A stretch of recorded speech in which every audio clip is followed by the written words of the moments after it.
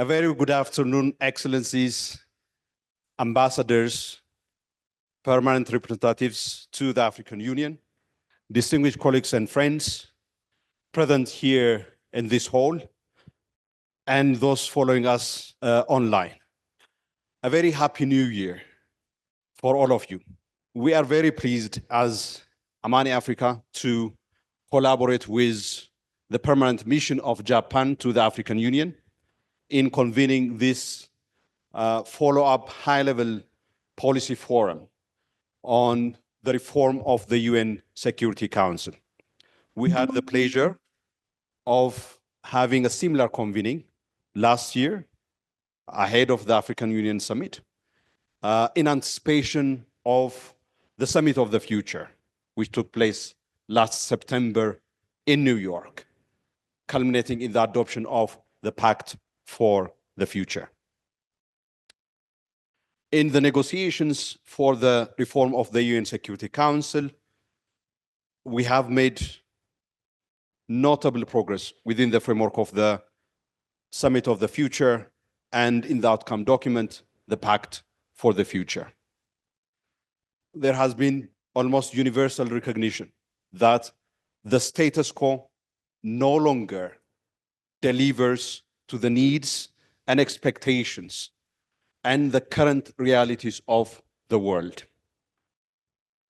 That the multilateral system as a whole and the UN Security Council, most importantly, are up for a reform, for a reset, in order to make them fit for purpose of being able to respond to the poly crisis, as some experts describe it, that the world is faced with, involving the intersection of security, economic, climatic crisis affecting many parts, actually all parts of the world. Fit for purpose also of responding to the changing power structure and dynamics of the world. And of course, from Africa's perspective, finally, to deliver on the historic injustice imposed on the continent by virtue of its non-representation in the UN Security Council in the permanent category and its underrepresentation. Of course, it's not unique to the UN Security Council. It is something that is cross-cutting the question of representation of Africa in the global multilateral decision-making architecture.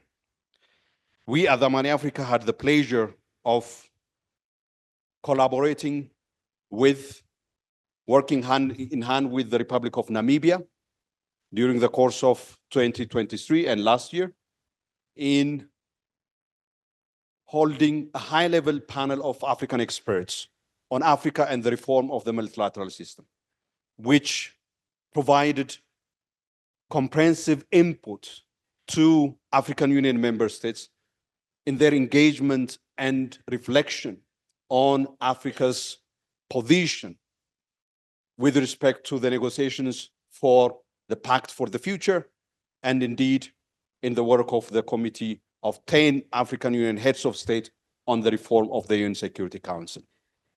We are happy that we have launched the report by the incoming president of Namibia, Her Excellency, the former Vice President and Foreign Minister, who was the champion of this work, and have been taken up in helping with the reflections of the Peace and Security Council of the African Union in the course of 2024. And I'm happy that members of the Peace and Security Council are here with us, including Ambassador Churchill Monono during his chairship. The discussion on the reform of the multilateral system and the Summit of the Future took place on the sidelines of the Assembly. Cameroon hosted a ministerial meeting, which was relevant for this discussion. This is therefore to set the scene for today's discussion. having made some progress under the Pact for the Future, considering that this year marks the 80 years anniversary of the United Nations, what next? And how should we move from the Pact for the Future and the commitments under the Pact towards concrete action for actually effecting the reform, long-awaited reform of the UN Security Council? There are a number of questions up in the air, not least of all the incredible, fast-moving, dramatic developments that we are witnessing in the world, which once again, of course, have put all questions around multilateralism and reform of the multilateral system up in the air. We have the distinguished pleasure of having with us senior diplomats and experts who have been engaged in these discussions and in the policy-making process, including with us the chairperson of the Committee of 10 of the African Union on the reform of the multilateral system, in the person of the Ambassador of Sierra Leone, Ambassador Harold, and the other members of the C10 here present with us. I'm very happy to welcome all of them. Ambassador Selma of Algeria, as I said, Ambassador Churchill of Cameroon, Ambassador Robert of Ghana, all of you most welcome, and we are very pleased to have you with us. Joining us online is Ambassador William, the senior advisor to Commissioner for Political Affairs, Peace and Security, Ambassador Bankole Adewoye, who unfortunately, on account of, as you can imagine, at this particular moment in time, with very heavy engagements as well as a ministerial session of the Peace and Security Council taking place this afternoon, is unable to join us in person, but he is duly represented capably by Ambassador William, who is joining us online. Without further ado, I would like now to invite for the keynote address. And this would be delivered by Japan's permanent representative to the UN, fresh from active membership in the UN Security Council during the past 2 years, who have also been actively seized with the debate in the intergovernmental negotiations on the UN Security Council reform of the General Assembly in New York. By the way, the co-chairs of that intergovernmental negotiation group would be also sharing their thoughts in the course of the day. Without further ado, Your Excellency Ambassador, please. Most welcome.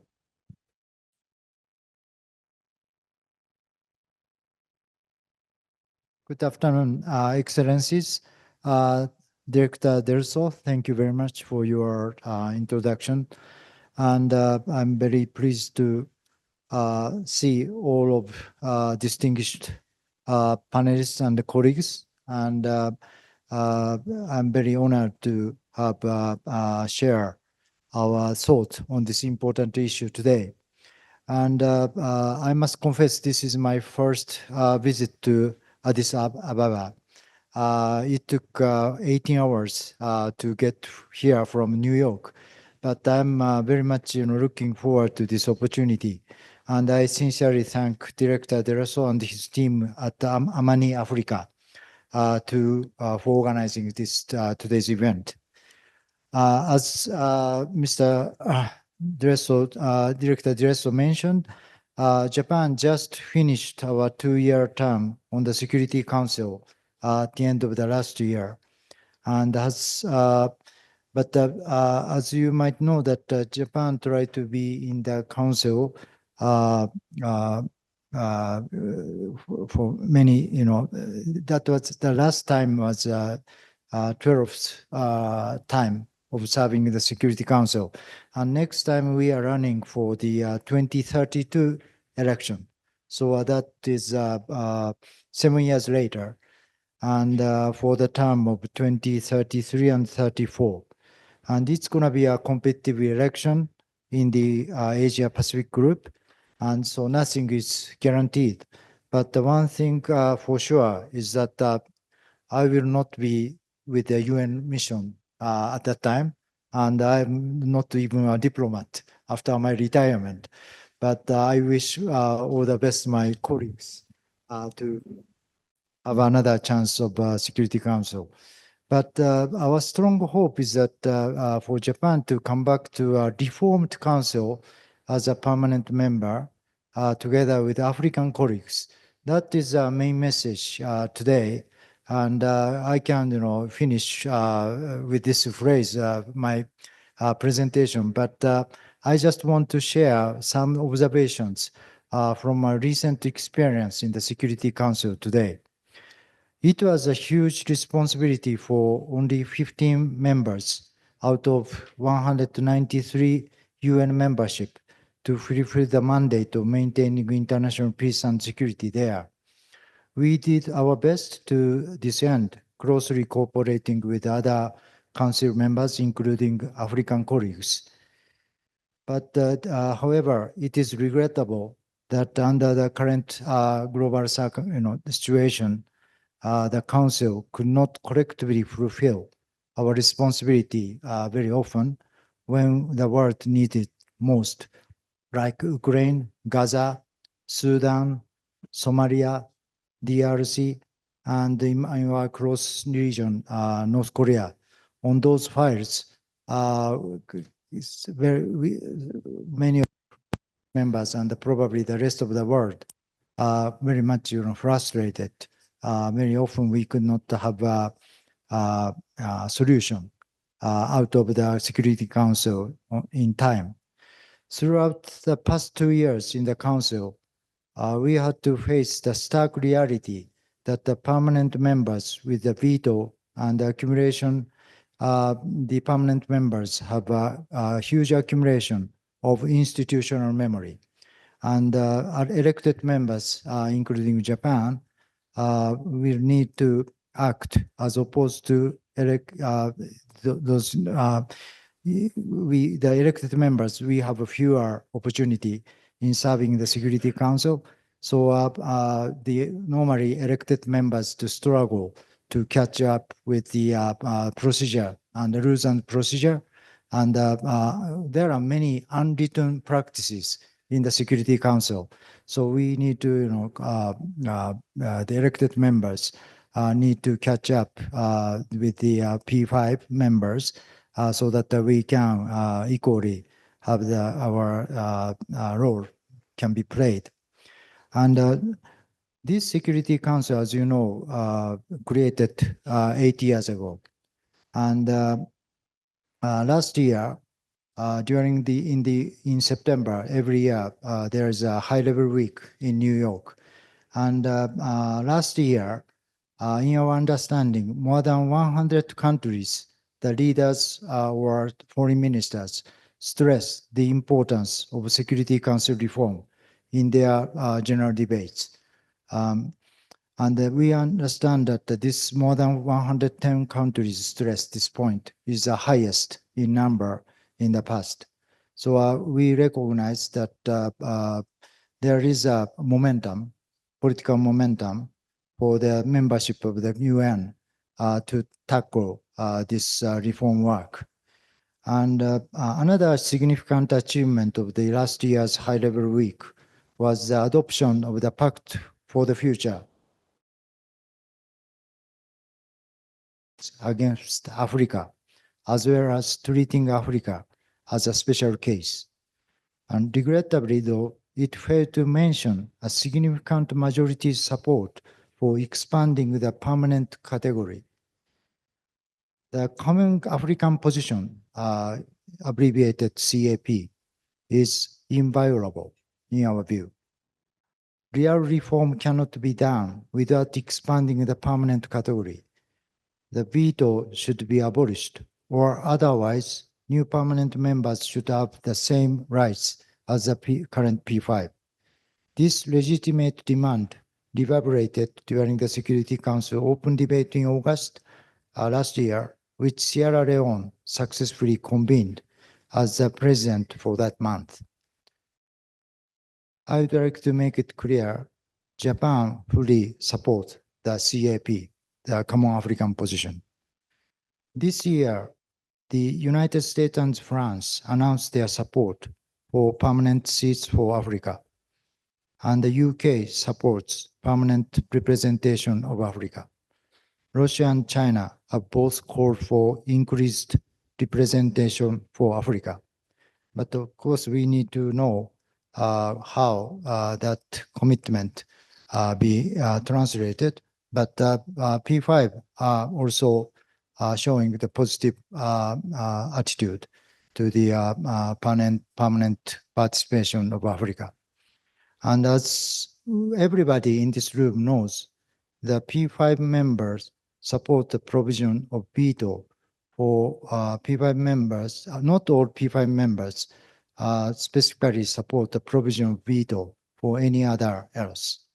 Therefore, the next step for us, Japan or G4 countries, which Japan belongs together with Germany, India, Brazil, and Africa, should to be addressed this most difficult and critical question of the veto issue for forming a coalitions in order to find a breakthrough.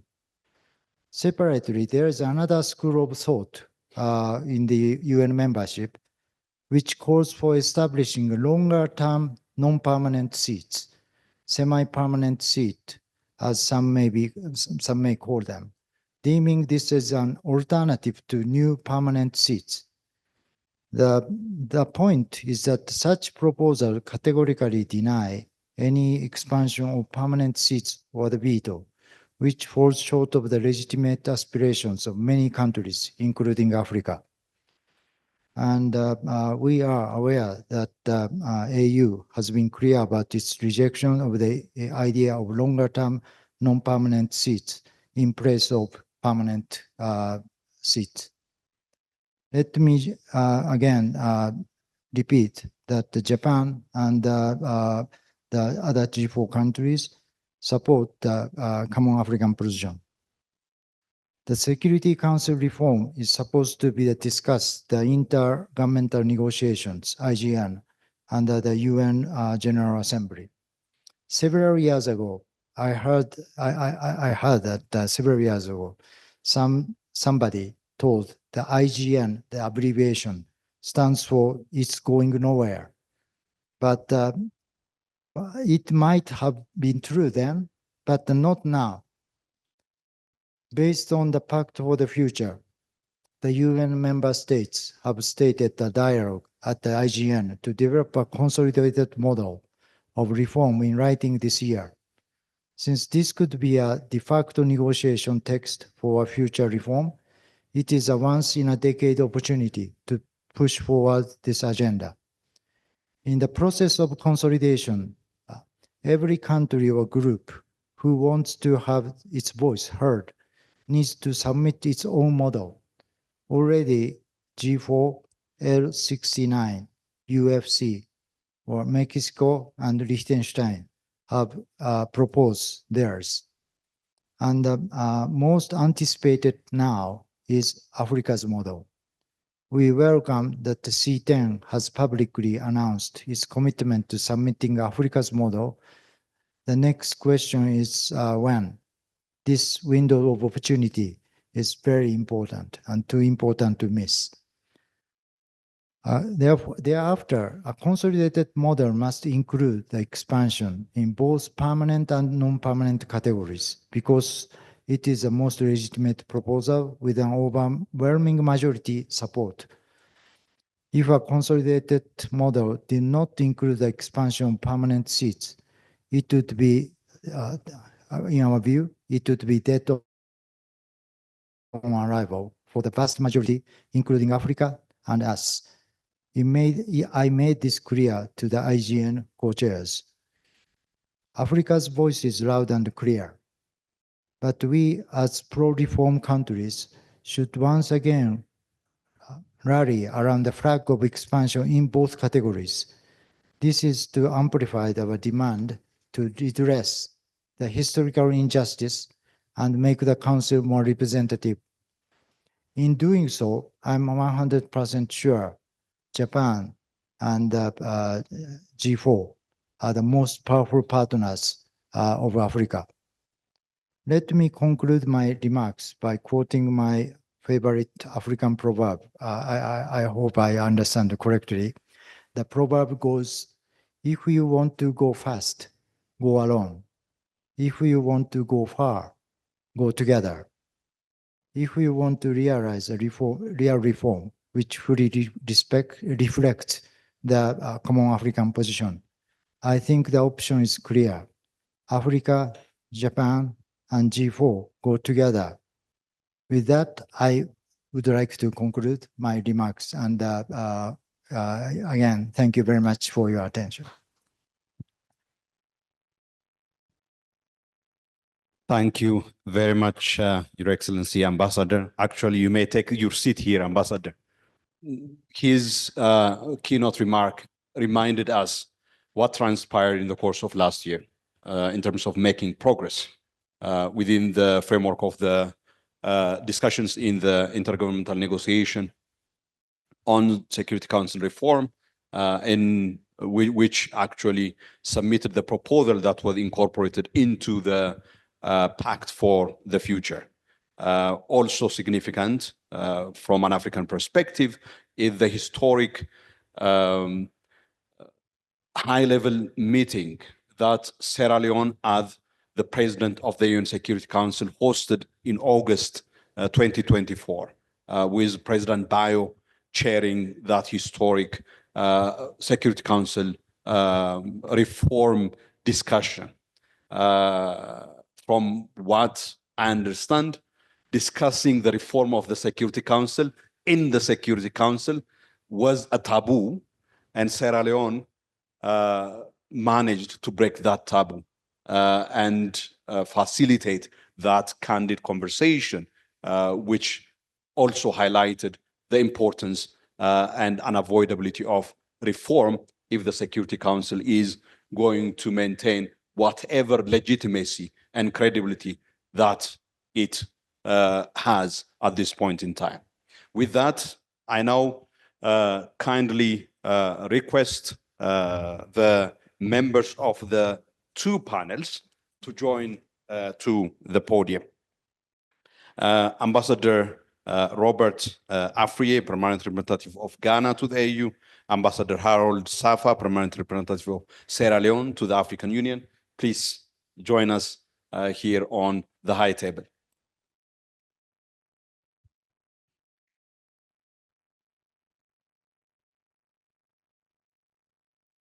May I also request Ambassador Selma to join us on the high table, Ambassador Churchill to join us on the high table, and Director Takuma from the Ministry of Foreign Affairs of Japan. Please join us on the high table. We need to merge the two sessions together because of the ministerial session of the Peace and Security Council happening this afternoon. Now, may I ask my colleagues to play the message from the co-chairs of the intergovernmental negotiation on Security Council reform, the ambassadors of Austria and Kuwait from New York. Ladies and gentlemen, distinguished colleagues, we are honored to address you as the co-chairs of the intergovernmental negotiations on Security Council reform. As you gather in Addis Ababa, Ethiopia, we would like to extend our deepest appreciation to the government of Japan and Amani, Africa, for their leadership and commitment to advancing vital discussions on Security Council reform. Your efforts in organizing this seminar create an essential platform for progress, and we are looking forward to hearing about the outcomes of your discussion. The ongoing deliberations on Security Council reform have underscored the global recognition of the need for a more inclusive, representative, and efficient council. This recognition reached a pivotal moment in 2024 with the Pact of the Future, as member states rallied behind the urgent need for reform. Member states also recognized the historical injustice against Africa, and while treating Africa as a special case, called for the improved representation of underrepresented and unrepresented regions and groups, such as Asia Pacific and Latin America and the Caribbean. The Pact for the Future was a defining step, amplifying the urgency for action and reinforcing that inclusivity must be at the heart of our international security framework. It is now incumbent upon all of us to translate this commitment into actionable steps. As we look ahead, we must channel our collective energy into concrete solutions. We encourage all member states to submit models that reflect their perspectives on reformed Security Council. These proposals will serve as essential building blocks for shaping a consensus that balances the aspirations of all regions and groups, including through the elaboration of a consolidated model as envisioned by the Pact for the Future. In this regard, an African model for Security Council reform is indispensable. Such a model must embody the principles of fairness, justice, and accountability, while reinforcing Africa's rightful place in global decision-making. Africa's common position, as articulated through the Ezelwini Consensus and CERT Declaration, continues to serve as a guiding framework. However, the submission of models by individual states and groups of states provide further clarity and strengthen our shared vision. Meaningful, robust cooperation across regions and negotiation groups, we must build on this momentum by fostering dialogue that bridges perspectives and solidifies commitments. The African Union's efforts, including the C10's steadfast advocacy, have demonstrated the power of regional unity in driving progress. As discussions continue, it is crucial to remain engaged and collaborative, ensuring that the outcomes reflect the collective will of all member states. Colleagues, together we have the opportunity to reshape the Security Council in a way to ensure that it is representative, inclusive, transparent, efficient, effective, democratic, accountable. And once again, we extend our gratitude to the government of Japan and Amani Africa for their unwavering dedication to these goals. Your work strengthens our resolve and reaffirms that progress is within reach. We look forward to continued dialogue and cooperation. Let us move forward with purpose and unity to achieve the reforms that the world urgently needs. We thank you. Thanks. We thank the co-chairs of the IGN for their message. Clearly, one of the achievements of the African group and the African Union within the framework of the work of the C10 in the course of last year, including the high-level meeting of the UN Security Council in August, with the recognition in explicit terms in the Pact for the Future of treating Africa's case as a special case. And that is a major progress from where we were before the conclusion of the Pact for the Future. Now, I turn my attention to the first panel that would be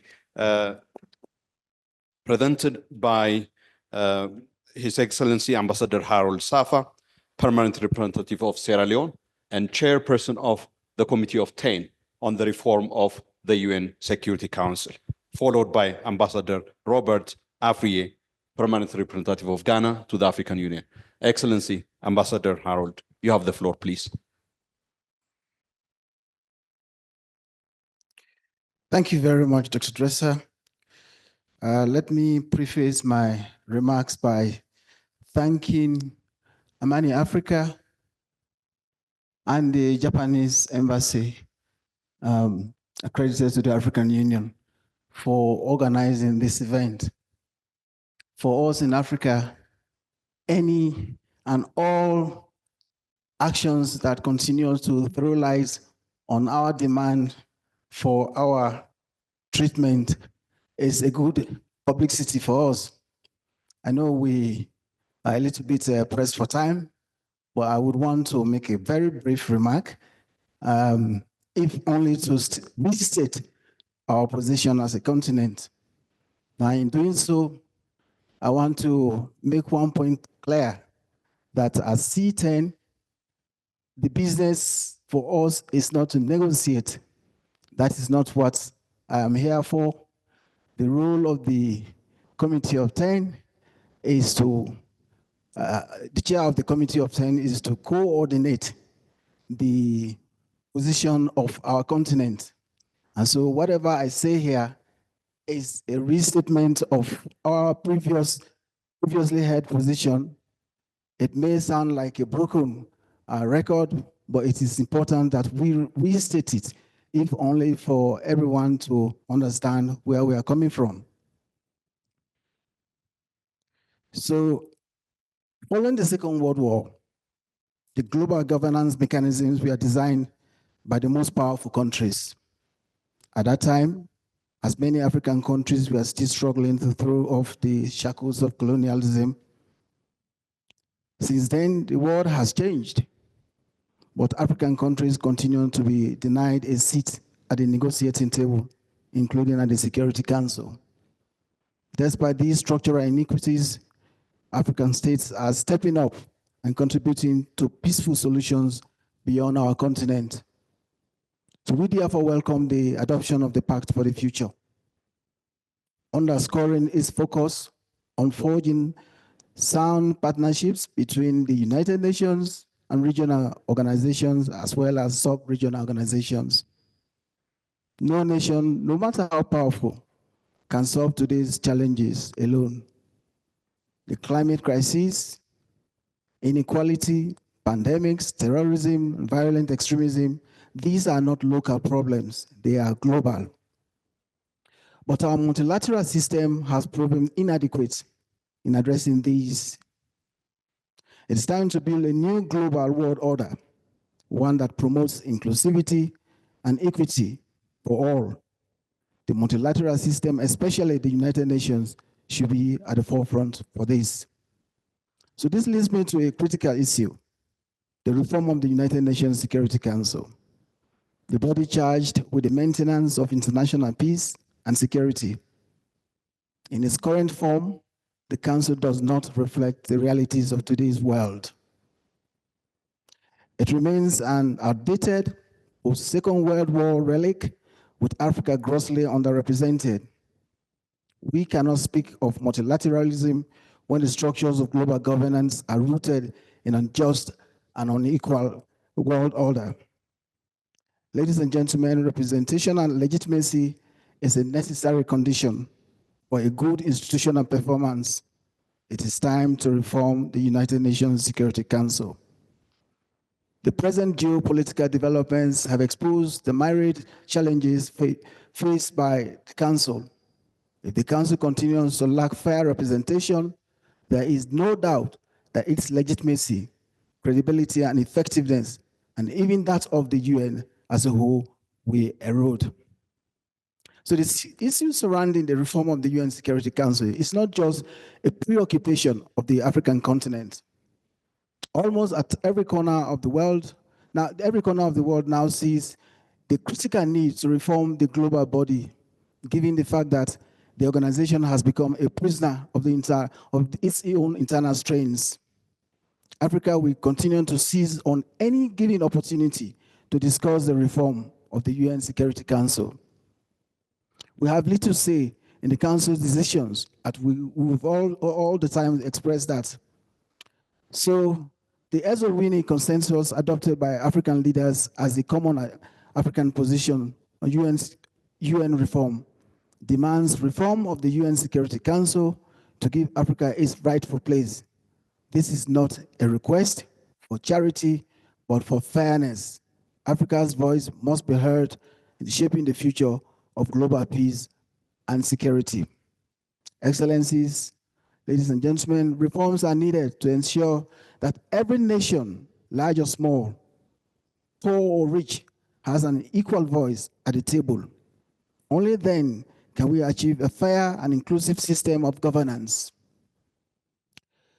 It's quite a lengthy speech, but the nuts and bolts of this is that we have to be treated, Africa has to be treated as a special case. And I'm glad that this has now gained traction everywhere. And so the issue here really today is, where do we go from here? That is the question. Now, the United States previous administration, the Biden administration, moved the goalpost a little bit in the sense that they came up with a declaration that we deserve, Africa deserves 2 permanent seats. We view this with as a glass half full, because as a continent that is asking for fair treatment, and that coming from the American administration, in effect admitting that Africa has a case, is welcome. The issue now that we face is that we all know we have a new administration in Washington. We're not entirely sure whether if that glass that is half full is not going to be thrown away. So that is what we are now being faced with. So, Mr. Moderator, I know I've got my colleagues who are also wanting to take the floor. We believe now that the time has come for us to be given the 2 seats that we demand as a continent. Maybe through this, we'll be able to play our part effectively towards global governance and global peace. Thank you very much.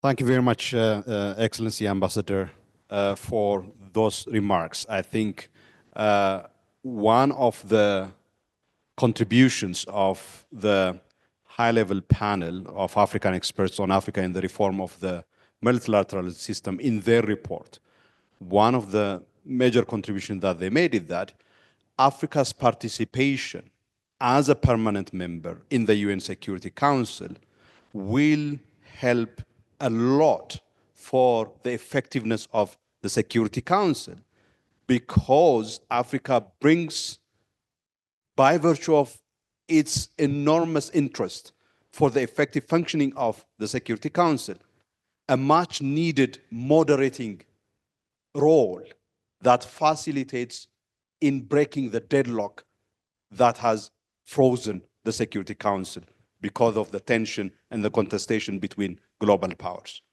And therefore, this point that you made, Ambassador, is a very welcome one. And indeed, we look forward to the progress that would be made. Now, there is a question, and one of the questions is, how did Africa come to the Isleweni consensus? How did Africa arrive at the Isleweni consensus? When we talk about the Isleweni consensus, often we focus on the demand that we need 2 seats, 2 permanent seats, and 3 additional elected seats to address the non-representation in the permanent category and the underrepresentation in the elected category. And many people ask questions. Who are these countries who are going to occupy the 2 seats? All right. Have the Isleweni consensus and those who adopted the consensus discussed about these things? And what else did they discuss at the time of the adoption of that Isleweni consensus? And to give us answers to this, we have Ambassador Robert, who was there at the time of the adoption of the Isleweni consensus, who also did his PhD thesis on this subject. And we couldn't ask for a better expert to speak on this one, both from academic, but also from a policy perspective. Ambassador. Thank you so much, Solomon. So you are going to pay me for my dissertation? Good afternoon, everyone. Oh, come on, be animated. Good afternoon. Thank you. Yeah, I know we are dealing with hard issues, but the lot of humanity is that we solve problems. We may not be the biggest, the fastest, the strongest, but we have a dominion mandate on this earth. And whatever we do impacts it positively or negatively. So let's rise to the task of our time. I think I'll take it from behind. A friend of mine used to say before he reads the book, a very astute lawyer, he reads the last chapter, then he goes to the beginning.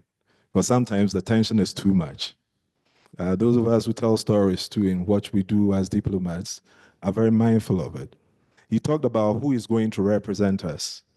And I remember at the time, there's a gentleman here, we were all very young men then, Mr. Andreas Amadini, the ambassador of Switzerland to Senegal, but he's been ambassador here before. And also we served at 3 different duty posts together. So apart from his pink skin, we are brothers. I have the chocolates, and all the way even served in Ghana. And his country was then the one that engineered what we call the S5.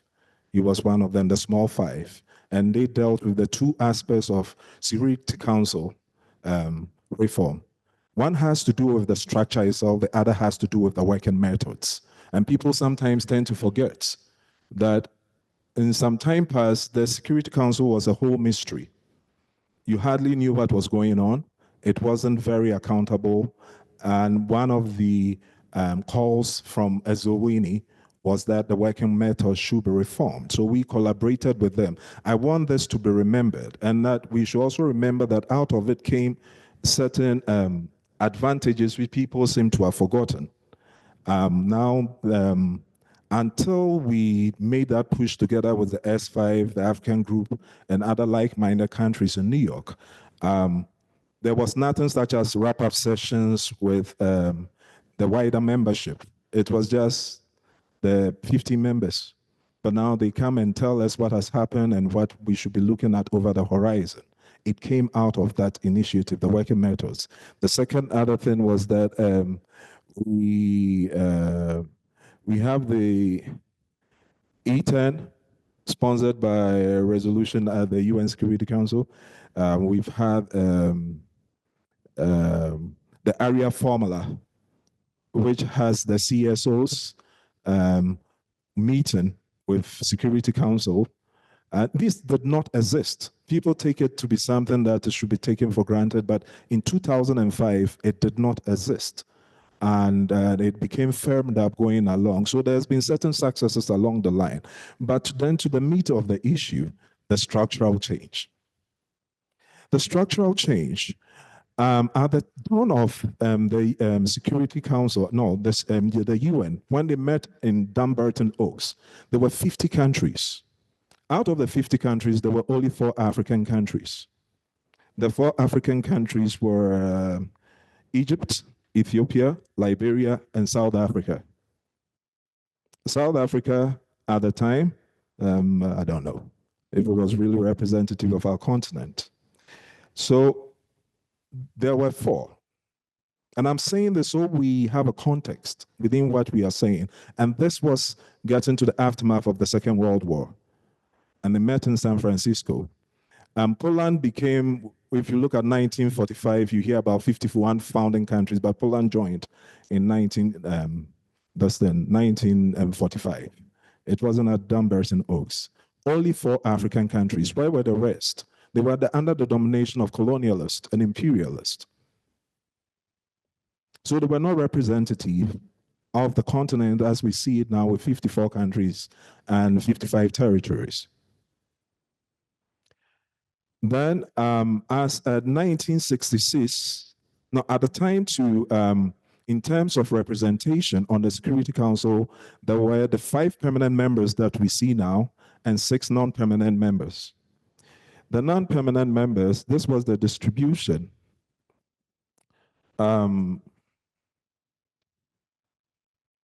Just a second, let me.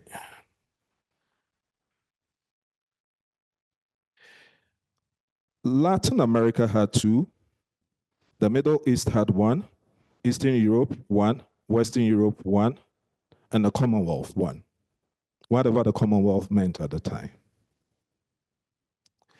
So in 1966, at the time where there was the one and only change structurally of the Security Council, the number going from 11 to 15 that we have now, the numbers of the UN had leapt from 51 at its inception to 116. Out of this, even by 1960, there were 17 new African member states. So the number started falling up, becoming huge. And after that, we had the representation where we had Africa getting 3 non-permanent seats, with Asia having 1 permanent seat and 2 non-permanent, Europe 1, Eastern Europe, 1 permanent, and 1 non-permanent. Latin America and the Caribbean, 2 non-permanent seats, and Western Europe and the others group having 1 permanent seat and 2 non-permanent seats. Since 1966 till now, it has not changed. Now we see the context. Since that period, the number has gone up from 116 to 193, with 76 of them being from Africa. Oh, no, sorry. 54 of them being from Africa. But an additional 76 are joined. But the current reform initiative didn't start now. It started in I just want to get the numbers, but 1979, when it was put on the provisional agenda of the UN General Assembly. And it took another 13 years before it was actually tabled. So it started in 2003. So this has been a problem that has been there, the need for reform of the Security Council to make it more representative.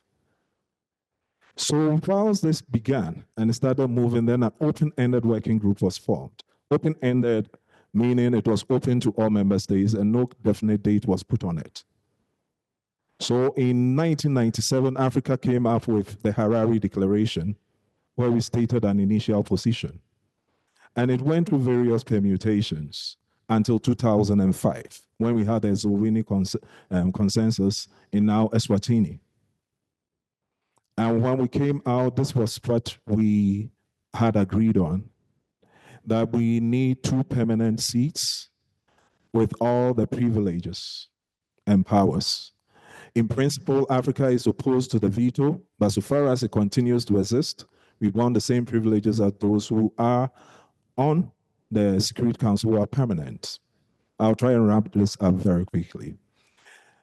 And we want the same, so we are not going in as a second tier block. And there was this question, which I'm going to link to it because he asked this, and sometimes people ask it as if they've asked the best question in the world, who is going on? I was around when the negotiations was going on. I was cutting my teeth as a young diplomat. I was intrinsically involved. This came up and we wanted to address some of the wrongs of the Security Council that we have had. We've seen power wax and wane. People who are countries which were powerful in the past are not as powerful as they are now. Questions arose as to whether they are even supposed to be still permanent members, but others have risen to their stature. Africa didn't want to repeat the same mistake. So what we said was this: we will decide whom we will give it to and make sure that country is accountable to us. We can decide you go in for 5 years or 10 years. We come up with our own eligibility criteria. We don't need the validation of other regions. Give us the permanent seats. And those who think it's strange, I come from a very democratic country. I just flew in from yesterday being with my president, new president out there, as a technocrat. We change presidents. The presidency is an institution, it's an office. And all of us have high regard for it. You enter it with a particular eligibility criteria. That's the same type of parallel example I can give you, that once we put any nation in there, is going to be accountable to its primary constituency, the continent, as well as the wider membership. But we are going to set up the criterion so that no one goes in there and becomes a tin god, to put it bluntly. So I think I've answered that part. And then to wrap the end of it up, we also said we needed 2 additional Cs to be more reflective of our expanded numbers. In any case, most of the issues considered on the Security Council agenda, at least about 60% on average, are African issues. I have served on the Security Council from within. I've been in Security Council report, creating an external institutional memory. We understand the need for African presence there. So there were a number of decisions that were taken at the AU, but for the and that which the African group derived its locus from, to make the point at the UN. which I don't want to get to the CERTI declaration. We took all types of stances, but I remember a particular quote from the Wall Street Journal, if I'm right, and it went like, whether Africa gets what it wants or not at this stage, it has announced itself as a presence that cannot be avoided on the global stage in the art of diplomacy. Is it surprising that this year marks the 20th year since we passed this Esloveni consensus? With our various interests, we found a convergent point that this we can stick with and have been very resolute about it. And now the Pact for the Future has acknowledged that it's the time for us to do that. I will end on this note, and when we do further deliberations, I'll be open to questions, but I will end here. I thank you very much for your kind attention.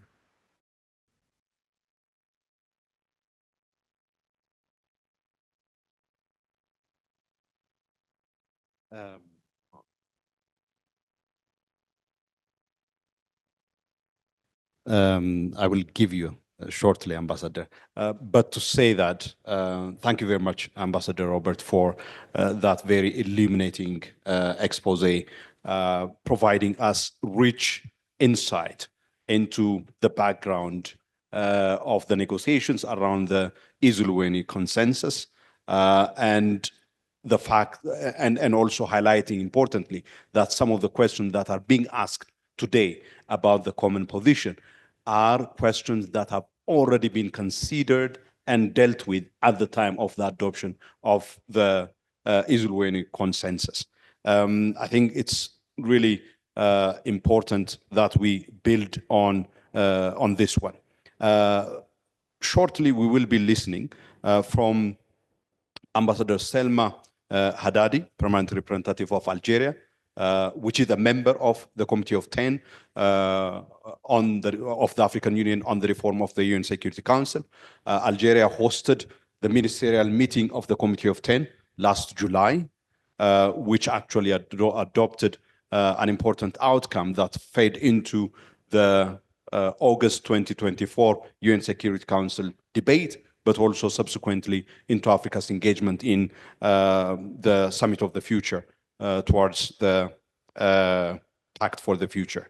Algeria is also a host of what we call the Oran process, which is the high-level seminar of the Peace and Security Council that brings together members of the Peace and Security Council of the African Union and African 3 members of the UN Security Council, plus the members to the UN Security Council from Caribbean who join the Africa group in there. We will also listen from Ambassador Churchill and Mr. Takuma. But before I hand over the floor to you, Ambassador Selma, most welcome, let me give a quick intervention from Ambassador Harold. I'll be very brief. Ladies and gentlemen, the question that Dr. Reza asked, if Africa were to be given the permanent seats, who will represent us?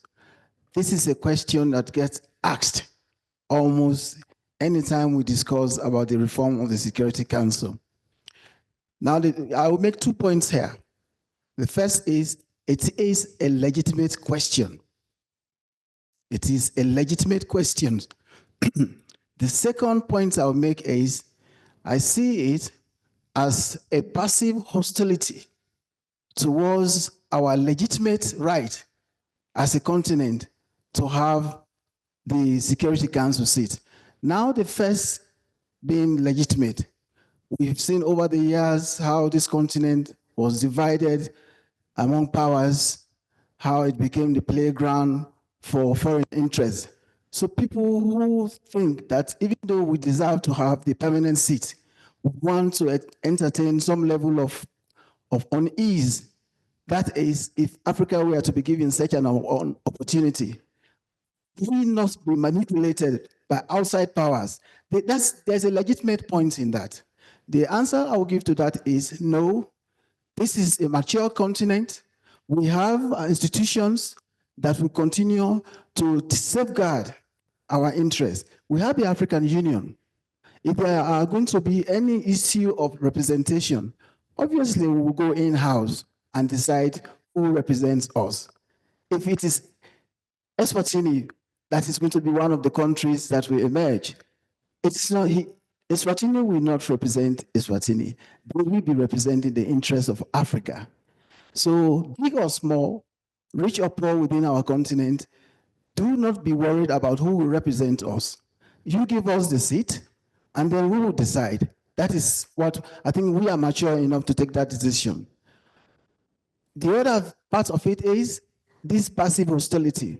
Some people just do not believe that we're entitled to this. And we have taken the decision that there is going to be no more going back. We are going to continue to put this, the reform of the council and our place on that council with veto powers. Thank you very much, though.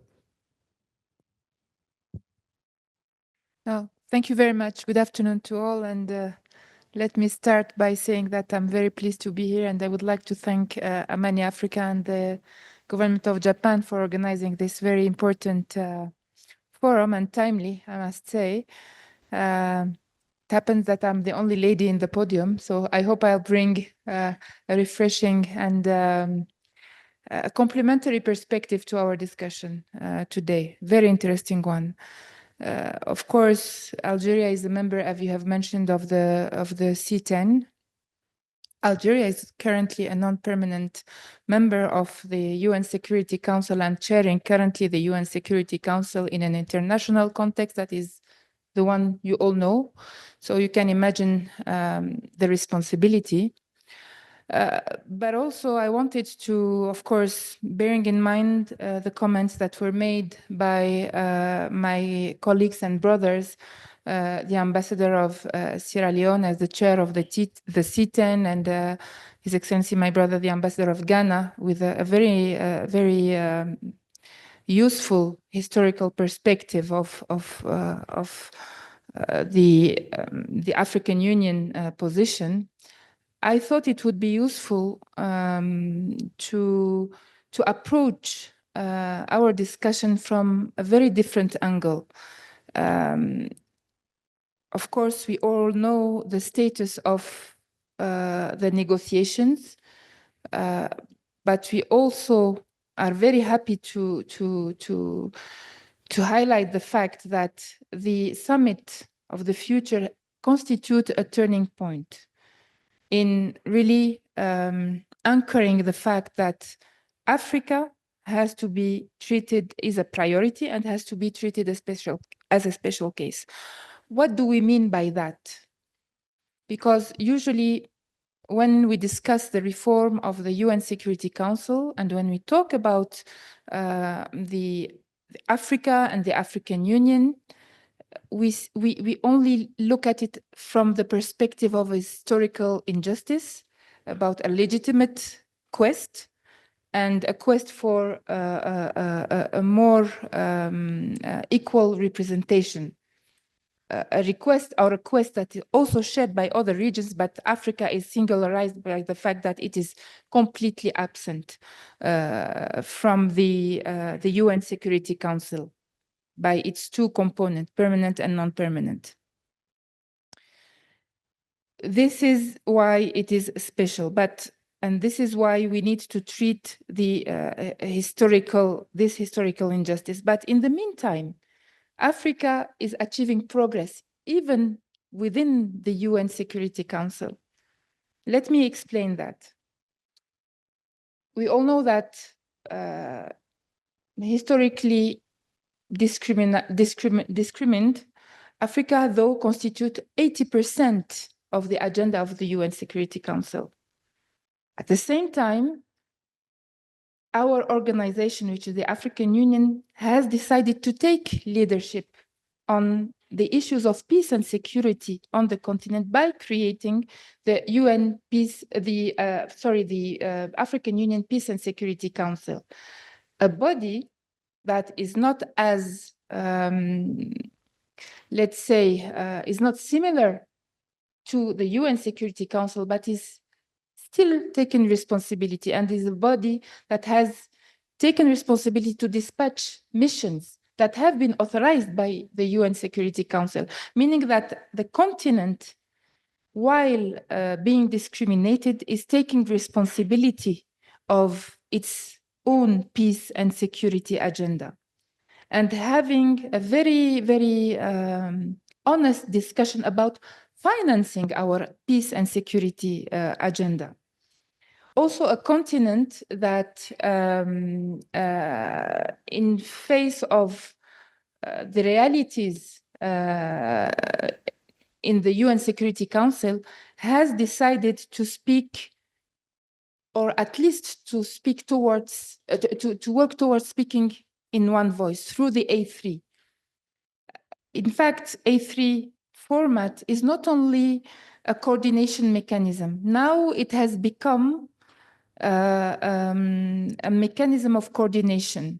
Now Africa speaks with one voice in the UN Security Council. I don't think that the European Union is speaking with one voice, even if they have reached a level of integration that is, very, very, very important.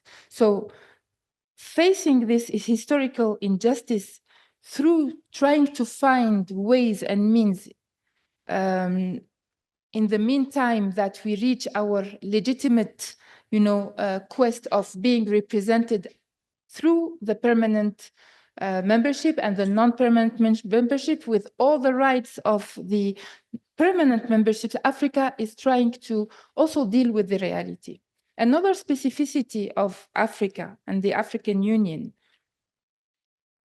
as a member of the A3 and as an initiator of the A3, my country, when we joined the UN Security Council earlier in 2024, realized that non-permanent members of the UN Security Council did not have access to documents, to some documents.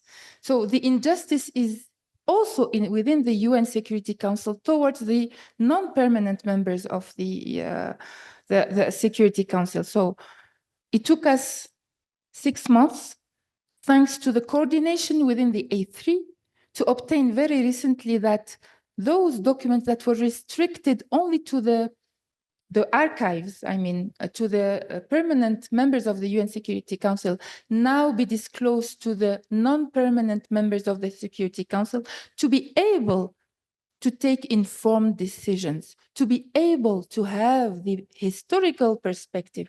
So these examples that I'm giving about what Africa is doing, facing this historical injustice, is to take responsibility and progressively, while of course being mobilized through the African Common Position, through the C10, through all our missions in New York, we are also trying to face the reality on the ground, the reality in the UN Security Council. So as our contribution is really reflecting the fact that Africa is part of the collective arrangements for security, because the international security, we are saying this several times and constantly, is indivisible, is collective and indivisible. I hope that these remarks of mine have given some food for thought about what is also Africa in this architecture, in this reform process. And I hope my country, and as a member of the African Union, this continent and this organization that has 55 countries, will achieve at some point, and sooner than later, progress in this very important agenda, especially if we look at what is happening on the continent and globally today. Thank you.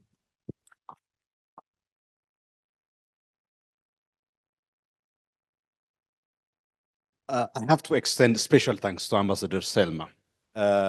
Indeed, one of the things that we at Amani Africa try to avoid, literally as a matter of principle, is having a manel that is full of men.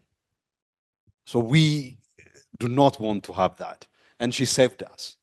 And she saved us in a very rich and intellectually stimulating way with her intervention. So thank you very much, Ambassador, for that.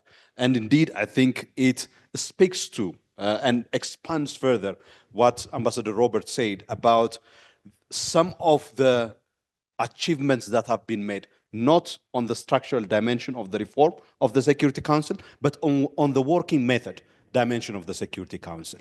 Ambassador Robert talked about, for example, the some of the progress, reporting to the wider membership. It was not there. It was introduced through the work of Ambassador Sadamini, my brother and friend, is here from Swiss, and the work of the Africa Group. That has helped to increase the transparency and participatory nature of the process of decision making in the UN Security Council. Now, even a much more important achievement by the A3 through making that the repository and archive that was exclusive to the permanent members is made available to elected members, which is quite a historic achievement as well. And therefore, clearly, Africa is playing its part to make the UN Security Council more effective, more representative, and therefore it has already demonstrated that it is capable and is already playing the role of shouldering the responsibility that comes with membership to the UN Security Council. So we thank you very much for that, Ambassador. And I would like to acknowledge the presence with us, joining us online, of Ambassador William, who is the senior advisor to Ambassador Bankole Adewoye, Commissioner for Political Affairs, Peace and Security. Before I pass to Ambassador William, I will ask Ambassador Churchill to speak, and then I'll come to you, Ambassador William.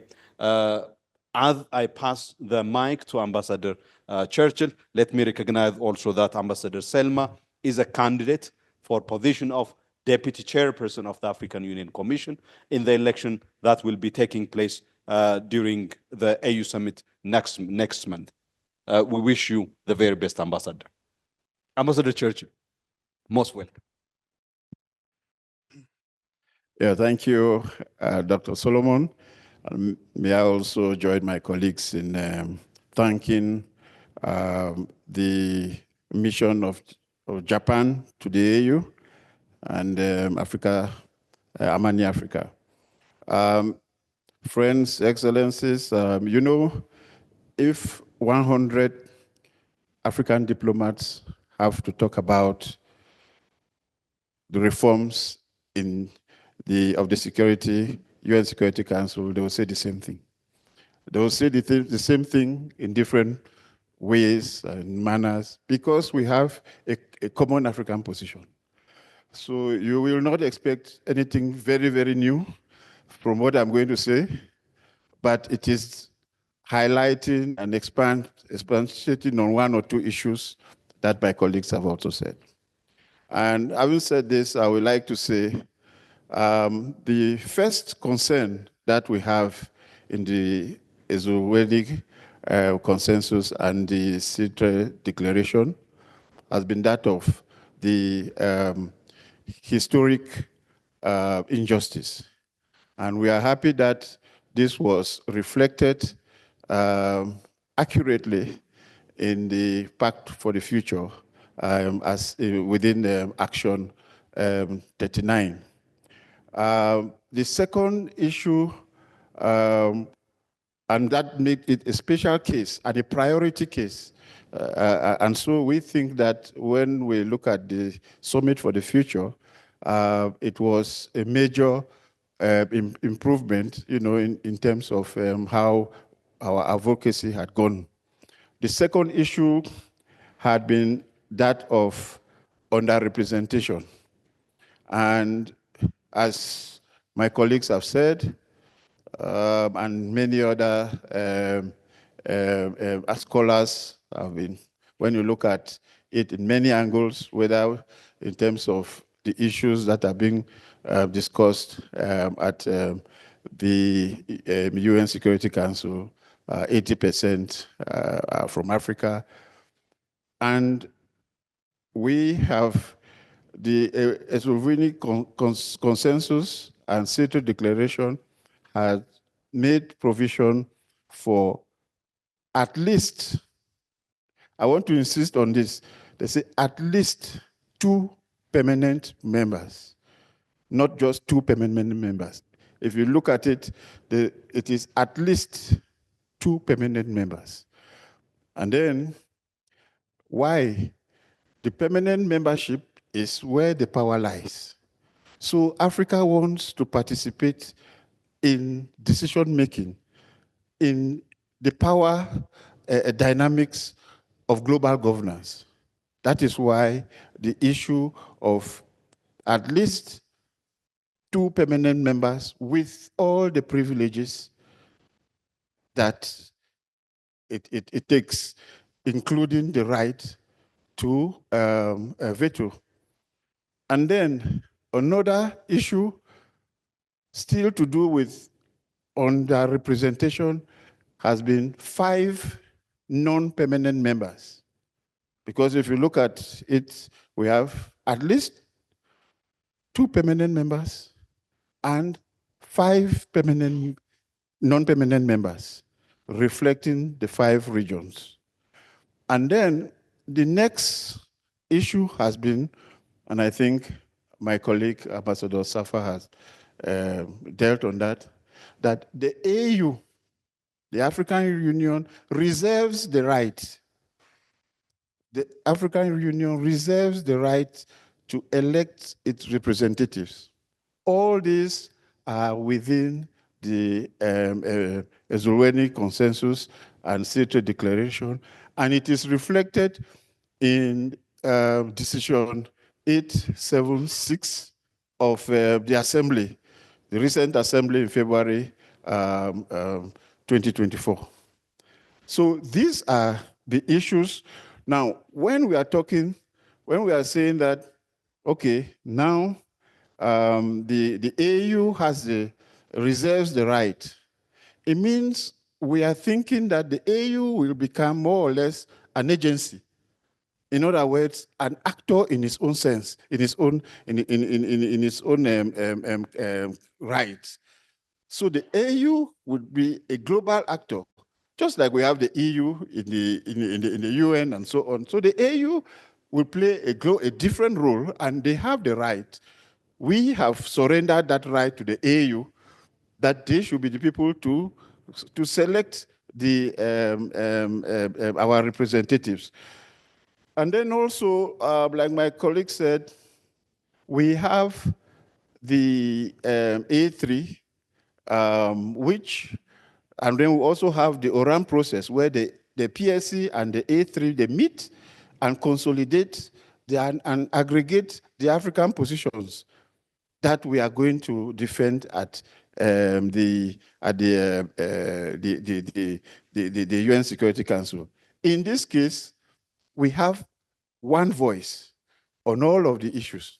And that is why for many people, the issue now is not about the permanence. It's not so much about the permanence, because we always have at least 3 African, although we want 5, but we have at least 3. And now they are gradually speaking with one voice. So the African positions could always be defended. The real issue is that if they don't want to abolish the right to veto, then Africa should have that. The real issue now is the power system, the right to veto. And it's not so much the permanence, because we are permanently there, and we are working now as one team. So as I said, when you ask 100 African diplomats, they will tell you the same thing, and they will tell you in different ways. But more importantly, and it's good for us to look at when we are talking about the consolidated model, it is important to look at the principles that have been outlined in Action 39. I think there are about 7 of them. The issue is whether do we have an enlarged, an expansion versus effectiveness, for instance. You know, do we have a very big UN Security Council that becomes ineffective? We also have the issue of a review. They have talked about, because one of the problems is, well, if we have to reform the UN Security Council, then there must be a provision on how it should be reviewed from time to time. You know, and my colleague has talked about the working methods. They have to be democratic, they have to be inclusive, they have to be transparent. Those are all issues that are highlighted in Action 39, you know, of the Pact for the Future. We have issues related to the categories, which Africa does not want the issue of semi-permanent, you know. We also have the important issue of creating seats for cross-cutting regions. You know, for instance, the Arab region, which is both in Africa and Asia and so on. So we have those type of issues, and then even those of the small island states. So we have those issues that have to be looked upon. But beyond that, we have to look at the broader reform of the UN, and as highlighted in the Pact for the Future, which addresses, for instance, Article 40 on Action 40 on the relations between the UN Security Council and the UN General Assembly. We have the relations between the UN Security Council and the UN Peace Building Commission, and so on, with the ECOSOC, and so on and so forth. So all of this, when we are discussing the UN, the reform, it should be within the wider spectrum of the general reform of the UN system. You know, so for now, I will end so far, and once more thanking Dr. Solomon.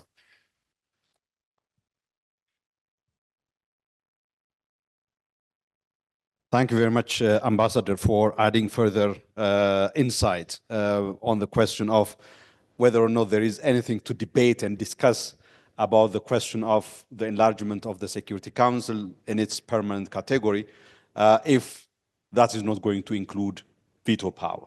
Basically, for Africa, given the successes that have been registered, particularly in speaking with one voice, in having the archive and access to the historical memory, then the critical question is the power question, and that of having veto power for those two permanent members.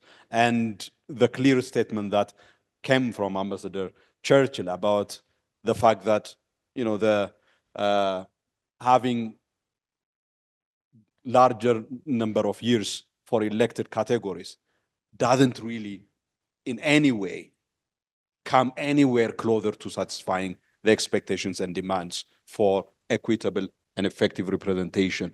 That is the basis, as reflected in Action 39 of the Pact of the Future.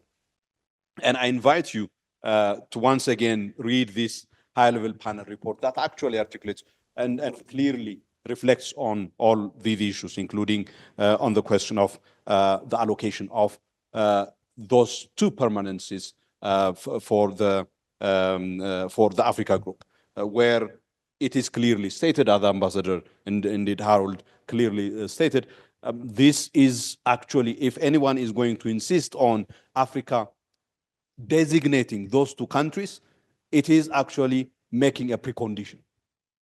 No other region has been asked to first designate, and therefore that shouldn't therefore be the requirement for Africa as well. I think that is really the point. And the Committee of 10 report last year made it clear that the African permanent members will be chosen by the African Union.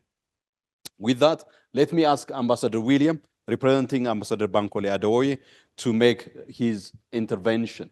The Ambassador Bankole Adeoye, Commissioner for Political Affairs, Peace and Security, is responsible in hosting the file of the Committee of 10 on the reform of the UN Security Council. So the institutional memory of the African Union, including with respect to what Ambassador Selma spoke earlier on in terms of the work of the Peace and Security Council, which provides important anchor for the collective unified voice of the committee, the African 3 members plus in the UN Security Council. Ambassador William, you are most welcome, and thank you for joining us. Yeah, thank you very much, Brother Solomon. Let me begin by acknowledging His Excellency Kazuyuki Yamazaki. I just love the sound, very musical, Ambassador and Permanent Rep of Japan to the UN. Your Excellencies, Ambassadors and Permanent Representatives to the African Union from the African side, Dr. Solomon Deso, Director of Amani Africa, and other distinguished participants here. I convey to you the sincere regrets of my commissioner who would have loved to join you, particularly physically. But as you all know, these are very busy times for the commission and for ambassadors to the African Union, and he's engaged elsewhere. And that's why he has tasked me to stand in for him and to begin by commending Japan for the coincidence in prioritizing the knowledge-based approach by partnering Amani Africa in this series of promoting a knowledge-based approach to our policy formulation and our engagement. And also to further commend Japan for being the first partner to contribute to Awesome with the amount of $3 million already committed and to be granted to the AU for this crucial exercise. And of course to Amani itself for being a key partner in this knowledge approach and also a key member of the AU, the African Network of Think Tanks, which the commissioner helped the commission to create as an accompaniment to bridging the gap between research, policy, and action. So thank you very much. As you all know, the issue at hand is based on the El Zuwini consensus and the Sirte Declaration, by which Africa seeks to correct historical injustices done within Africa and on Africa on the global scale. The need for paradigm shifts, as well as global norms anchoring. More critically, the need for global governance infrastructure architecture reforms. Specific to the UN Security Council, we also know that there are 5 areas that we are focused on in order to address inequalities in the composition of the Security Council, reviewing and resetting legitimacy, contradictions, and overuse of the veto, ensuring inclusivity in regional representation regarding permanent membership, increasing the size of the Security Council, and sharpening working methods. And last but not the least, fine-tuning relations between the Security Council and the General Assembly. Our priority action, of course, is focused first on the consideration that the veto power should be abolished. But in the event that it's not abolished, to seek our presence in the permanent membership with 2 coming from Africa, and while recognizing the legitimate aspirations of other regions. And being on the permanent seats to include the rights and prerogatives of the current members of P5. AU members have undertaken to integrate this common African policy on Security Council reforms into their foreign policy priorities and engagement. Our strategic engagement tools are mainly the C10, as you already know, and the A3. And the C10 is promoting the common African policy internally as well as externally under the able leadership of Sierra Leone and driven by the AU Agenda 2063 Aspiration 7. And Africa as a strong, united, resilient, and influential global player and partner. C10 is also charged, among other things, with identifying in the consultations and negotiation processes the convergence and nuances for effective and meaningful coalition building. Talking about nuances, one may also refer to what has already been highlighted by some of our excellencies, African ambassadors. The question to Africa that keeps recurring: who are the two that will represent Africa? And for Africa, as already explained, it's a matter of sequencing in terms of our priorities. And we assure the rest of the world that whoever will be the two will be a legitimate member of the UN, representatives of Africa, and capable to deliver along with the other members on the global scale. The current state of play, in terms of work already done, along with other regions, points to some coincidences and convergence. And the key recent development is the issuance of the Pact of the Future, which gives Africa special attention, and that is important for us in Africa moving forward. However, we have the challenge of the very slow pace that is taking years for us to move into the text-based negotiations. And therefore, one will want to make the following recommendations in terms of moving forward. One, the world needs to avoid reform by tragic circumstances, as unleashed to us in 1945, where we have a system that is based on the spoils of war, and that is no longer tenable. And to prioritize the ongoing efforts by the UN family to leverage multilateralism and diplomacy in order to come to a consensus on how to reform our architecture.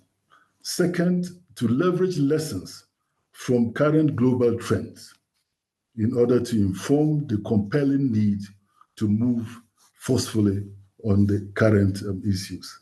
Three, intensify and focus regional consultations and convergence building, which C10 has already been doing with other regions. For P5 countries to scale up internal consultations to complement the ongoing convergence building efforts by our different regions. Five, the critical role of national parliaments, regional parliaments, and intercontinental parliaments in order to make sure that the representatives of the citizens of the world are brought into the mainstreaming of this exercise. And in relation to that also, sixth, the crucial role of non-state actors. And therefore, commend Amani, Africa, and Japan for this important exercise that you are undertaking to support the work that is ongoing. Seven, to fast-track text-based negotiations, which is taking time to trigger. And last but and eight, even before we make progress on negotiations, to prioritize and sharpen Security Council working methods through the accountability, coherence, and transparency group of friends.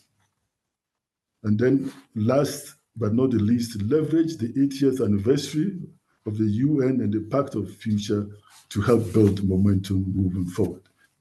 And therefore, in conclusion, the Commissioner would like me to reiterate his appreciation to the organizers, to remind Ambassador Yamazaki that he is at home, and we have evidence that you are in your family.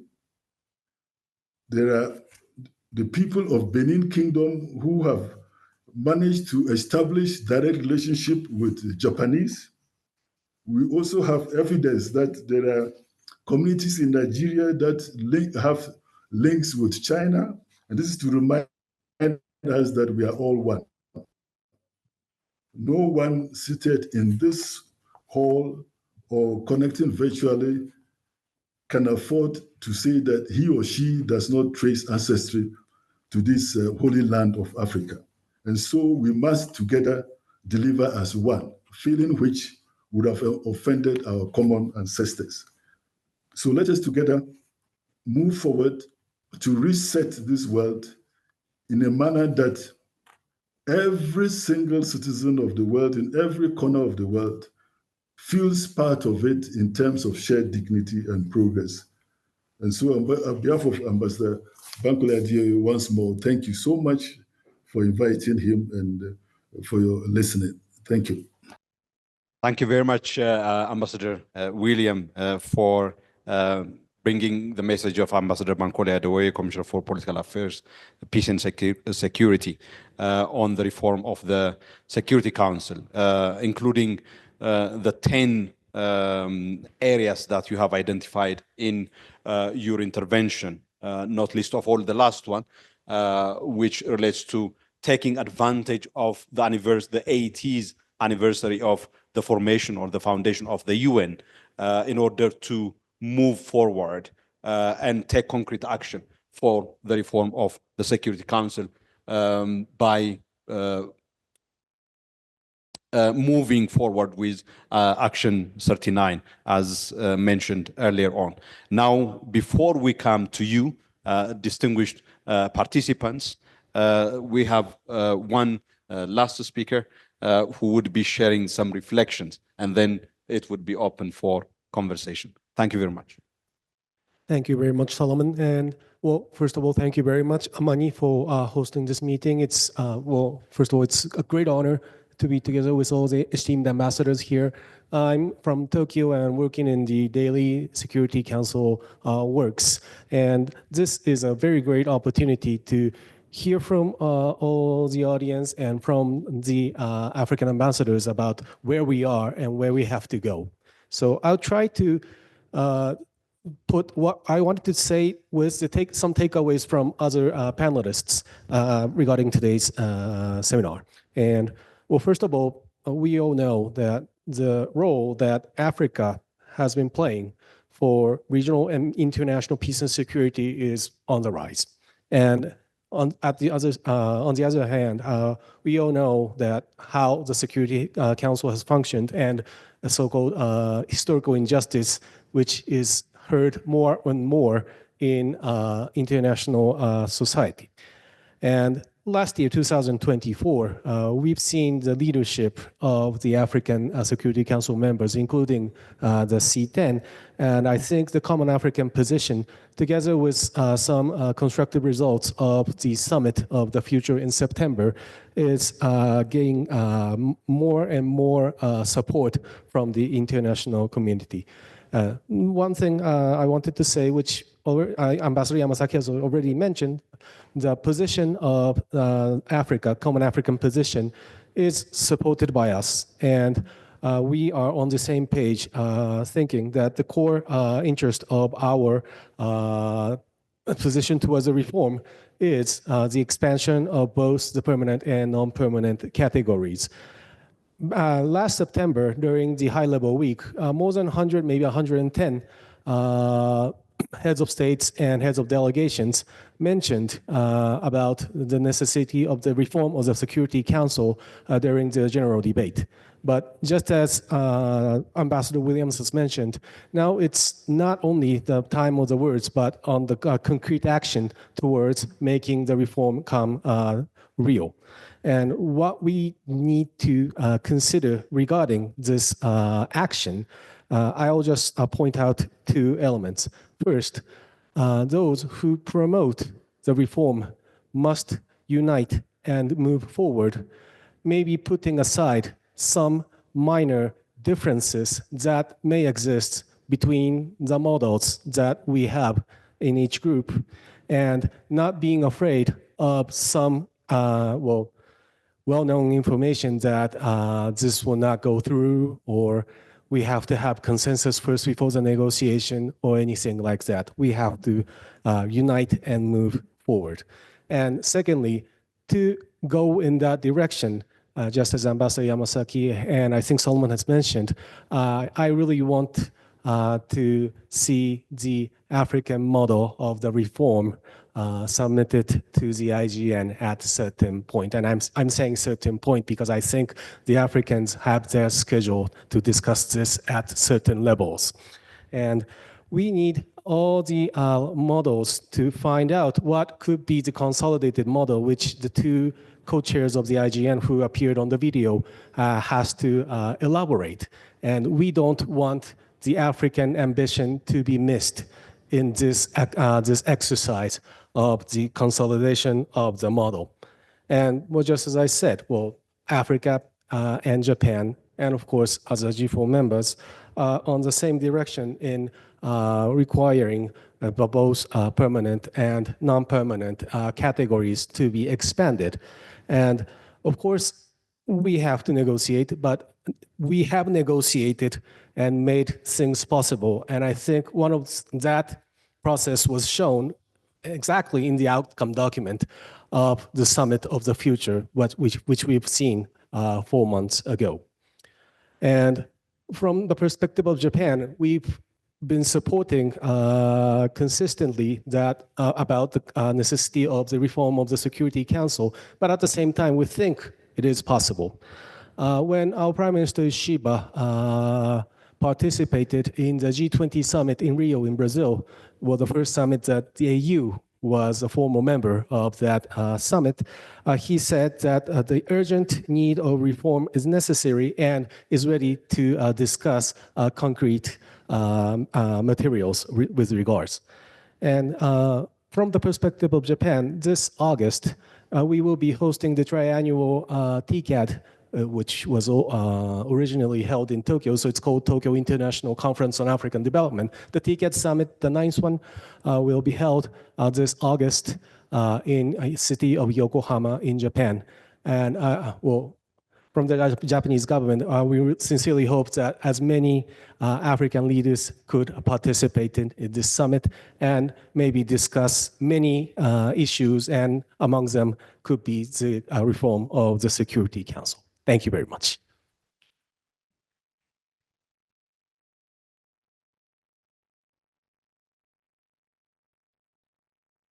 Thank you very much for those perspectives in terms of the reflections of the government of Japan with respect to the reform of the Security Council and the expectations around, in particular, the submission of what are called proposals of models for Security Council reform. It has been indicated that various groupings are making those submissions, and there is expectation for the Africa Group working through the C10 to also submit those models. As Ambassador Churchill mentioned, I wonder if that model would be completely different from and outside of the Isulueni consensus architecture as established through the common position.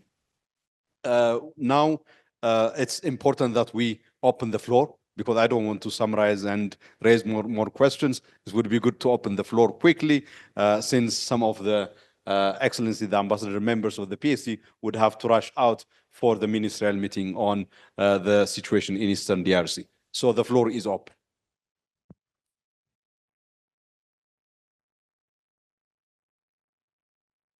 The Ambassador of India. You are welcome, Ambassador. First of all, I would like to thank each and every of the panelists for their very constructive and clear articulation of the position.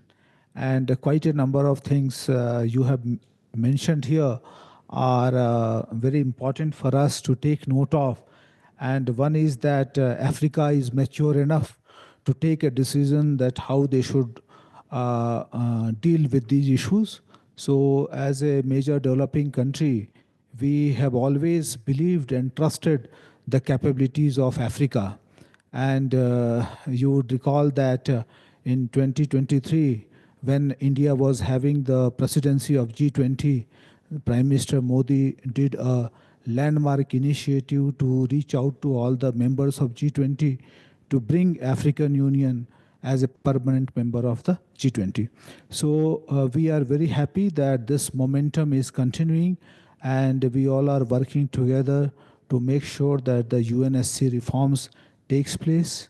It brings sufficient representation to Africa, and the African position is quite, we are, the G4 position is quite on the lines of the African position. With this, I would like to just ask one small thing from Ambassador Churchill, that you already have one system of a committee on candidatures to decide how the African countries should participate and contest the elections at various forums.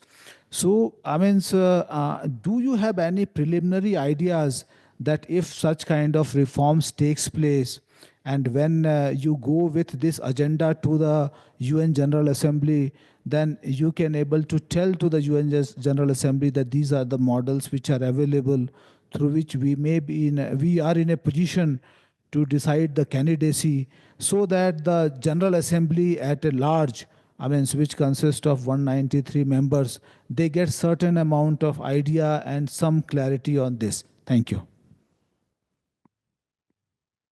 Thank you very much, Ambassador.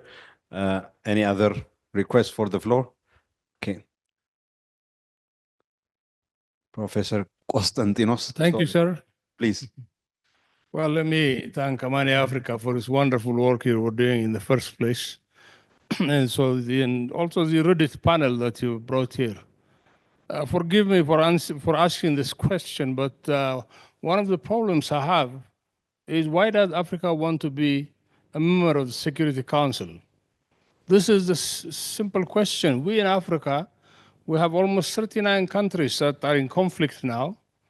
We have serious challenge of poverty and malgovernance. We have problems of insurgents in different parts of Africa. We have nations that have been banned from the African Union, and very soon I think they're going to be a majority, and I don't know how we're going to sustain the union in the first place. So with all this challenge we have in our continent within us, why do we want to go into a reckless organization called the Security Council, whose decisions are not even respected by many countries? I know I've worked for the United Nations as a senior personnel for a long period of time. But I know of countries that have simply told the Security Council to go to hell. So what is Africa going to bring to the table in terms of member of Security Council when we have more challenges internally here and more than 700 declarations that have been made by our heads of states and government, which we have not implemented in this continent itself? So I know this panel was all in support of this motion in which we should be joining the Security Council, but I want to learn why. What is Africa's contribution going to be? Even countries within Africa itself, let's take the Horn of Africa, or let's take the Sahel, where there is very little agreement on what's going to be done. And what are we going to bring to the table in a unified African voice into this place? Thank you. Thank you for that provocative question posed to the panel. Any other request for intervention? Yes, please. Ambassador Andrea. Thank you. Yes, I was thinking while I was listening that this Ezulwini consensus is old. And things happen and go on in the meantime. I happen to now serve in Dakar, and I see this split between ECOWAS and the Alliance of the States of the Sahel. How is that going to work now for the definition of candidates from the African Union within the UN system? Will the three states be part of ECOWAS? Will they be something else? That's one. There's a few issues that you have to think that reality changes. It's not the same as in 2005. One thing that I've never heard about either is this group of East European states. Now, the EU englobes most of them. Cyprus is even a member of the Asian group of states. So there's even more to do than only thinking about the African interests themselves. There's really a work to be done also in terms of how does the UN see the world? How is it divided up in groups? Is that still accurate? Should that be changed before we try to change the Council? Thank you. Thank you very much. Any other? Okay, maybe let me go back to the panel, and then we'll have another round. One question that was directed specifically to you, Ambassador Churchill. So we give the floor to you first, and then we'll go around. Yeah, thank you, Excellency. With regard to how the selection will be done, I think it is very clear if you look at the AU decision 876 of the Assembly last year, the 37. In para 7, it states that the African Union reserves the right to select its representatives for the election to the UN Security Council to act in its name and on its behalf. That is very clear. So it is the African Union. Now, you've asked how will it be done. I think that is where you are saying, that there is a committee, ministerial committee on candidatures for international positions. I think this is something new. The C10 will come out with rules of procedure. So once the principle is there, but when the time comes, rules of procedures will come up, and then it will define how it will be done. Thank you.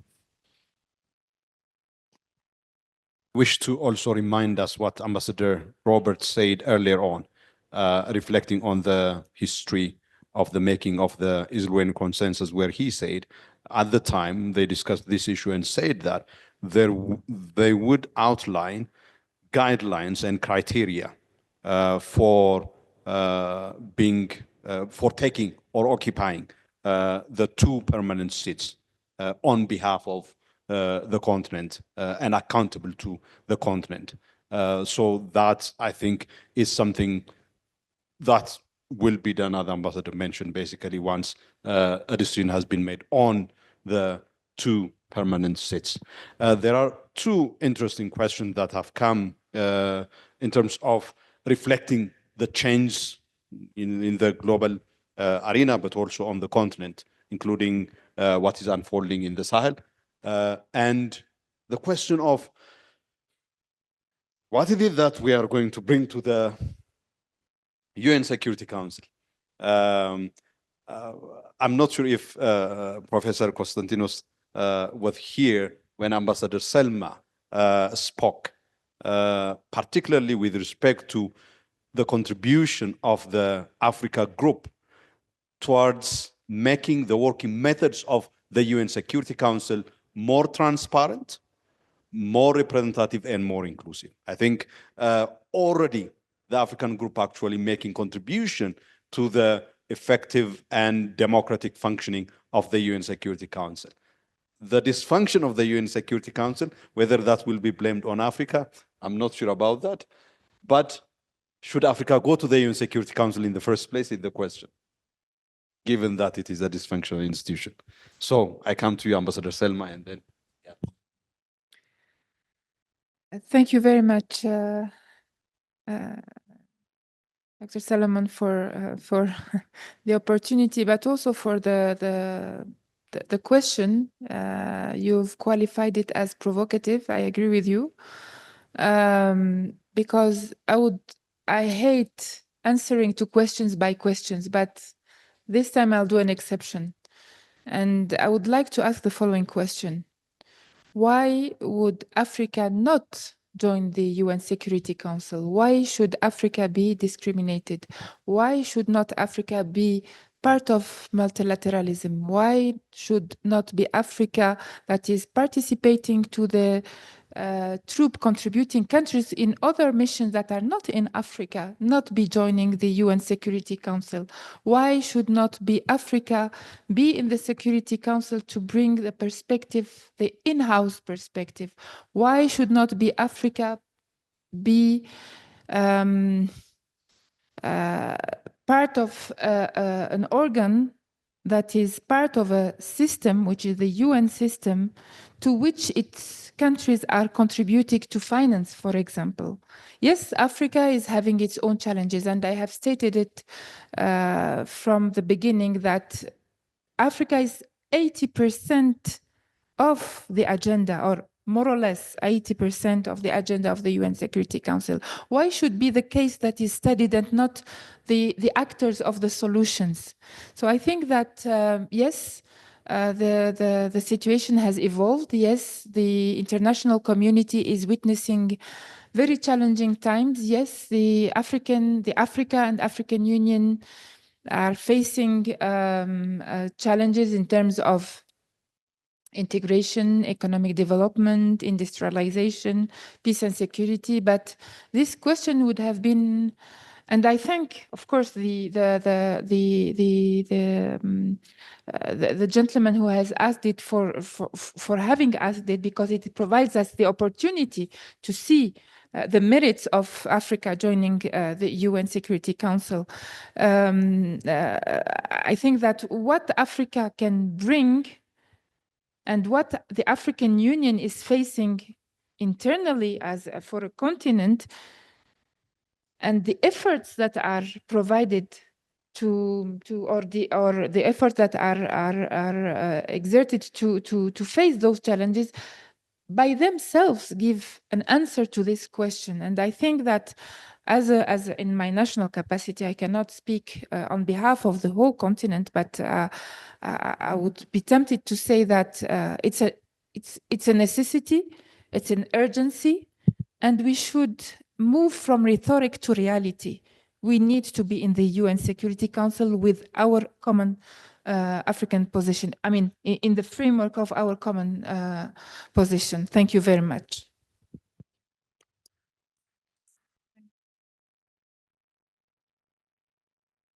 Thank you very much, Dr. Dresser. There was a question from my distinguished friend alluding to the difficulties in ECOWAS. Now, this is not unique to ECOWAS. You had Britain moving out of the European Union. The EU continues to function. And as we speak, Britain is trying to find a roundabout way of coming back into the EU.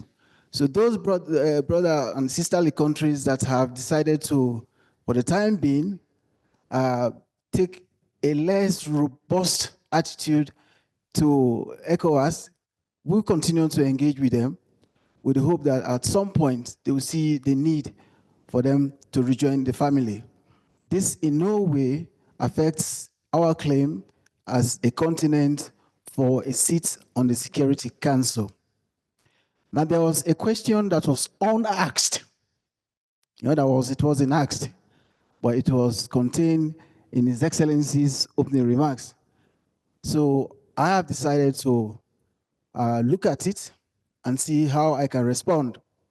So deliberately, I've jotted what I want to say, and I'm going to pick my words very carefully. Because what we have countries, our friends, who say they are in favor, they are in support of this continent's claim for a seat on the UN Security Council.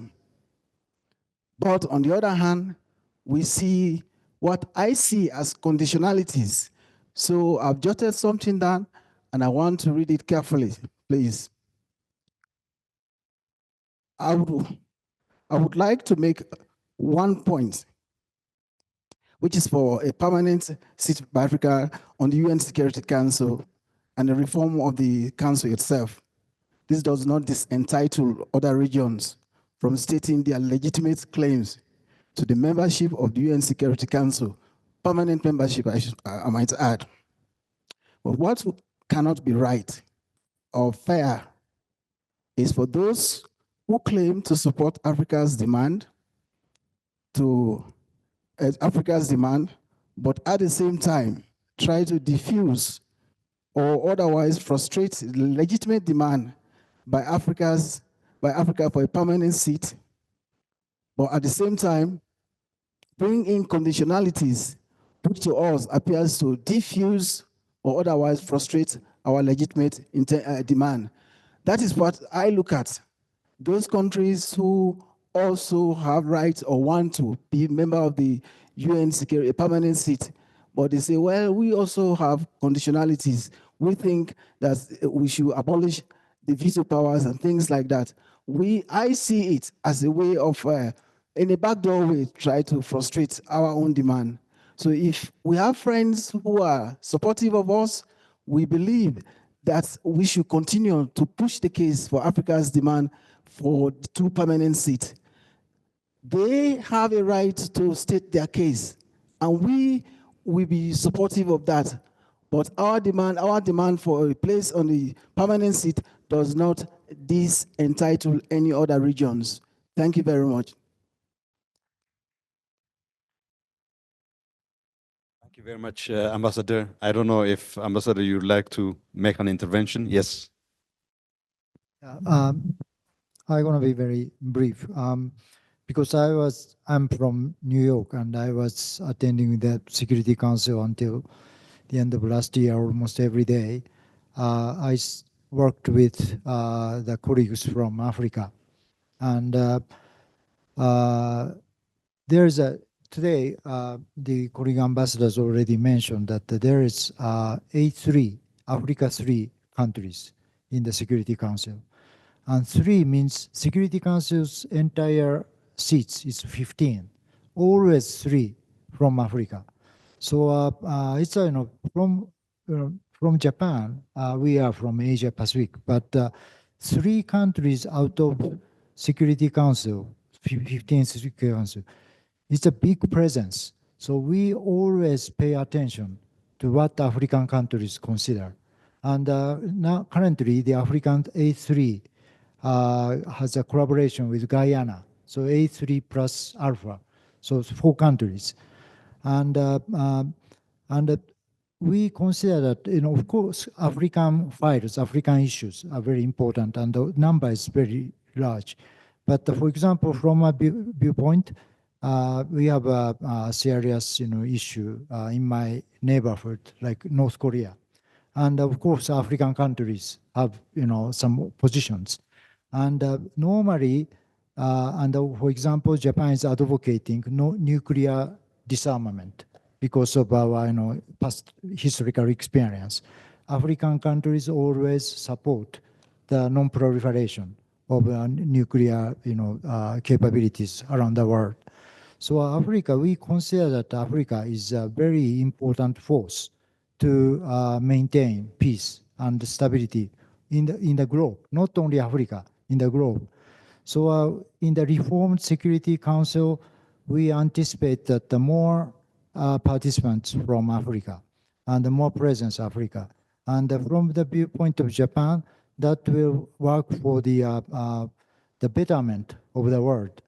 So there is I just want to share with you that in New York, there is a very high expectation for the further presence of Africa in the international peace arrangement. And the ambassador of Algeria mentioned that there is a procedural issue. The Algeria played a very important role to improve the procedure of the Security Council last year. And I was happened to be the chair of the subcommittee, but the African representative, the Algeria representative was made a very important contribution. So on every aspect of the Security Council, Africa has a strong relevance and more potential to make the Security Council better. So I'm very happy that we able to participate in this today's meeting from New York. And also, we'd like to deepen the discussion with African colleagues. Thank you.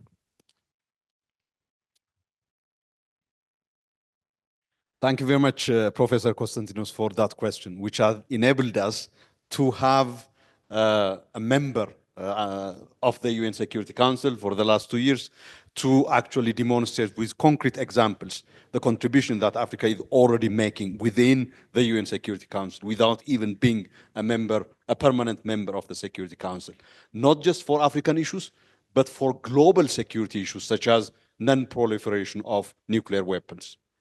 Thank you very much, Ambassador, for that testimony. I open the floor again for questions. Yes, here, my sister. And Hosni, I recognize you as well.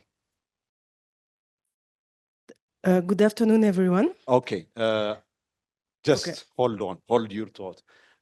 We have a request from His Excellencies Ambassador Harold and Ambassador Churchill for them to be excused as they have to go back and join the emergency session of the Peace and Security Council on the unfolding situation in Eastern DRC. Ambassador Harold, Ambassador Churchill, thank you so very much for joining us despite your busy schedule. And we wish you, at Amani Africa, as your collaborators, all the best. And we hope you do well with this session on this very tragic situation. Thank you very much again. Okay, we proceed to your question, please. Ok. Donc, je disais que vous avez fait mention, si je ne me trompe pas, de la réforme du CSNU en 1963, qui est le seul exemple en fait de réforme qui a abouti et qui a permis le passage de 6 membres non permanents à 10 membres non permanents. Et dans le cas de cette réforme-là, c'était un vote aux 2/3 à l'Assemblée, à la GNU. Donc ma question, c'est comment faire aboutir une réforme où l'Afrique aurait son statut de membre permanent. Est-ce que l'UA et ses États membres veulent proposer un modèle comme le G4 a pu le présenter à l'IGN? Est-ce que vous allez vous rallier à un autre modèle? Et est-ce que, par exemple, vous pourriez proposer un modèle où vous auriez des critères très précis, où vous expliqueriez qu'il y a une rotation ou non, comment vous choisiriez les membres? Voilà, donc c'était ma question. Merci beaucoup.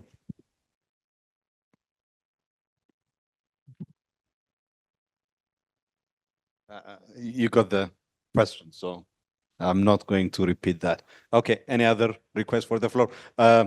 Excellency Hosni from Sudan, please. Most welcome. Thank you for joining us.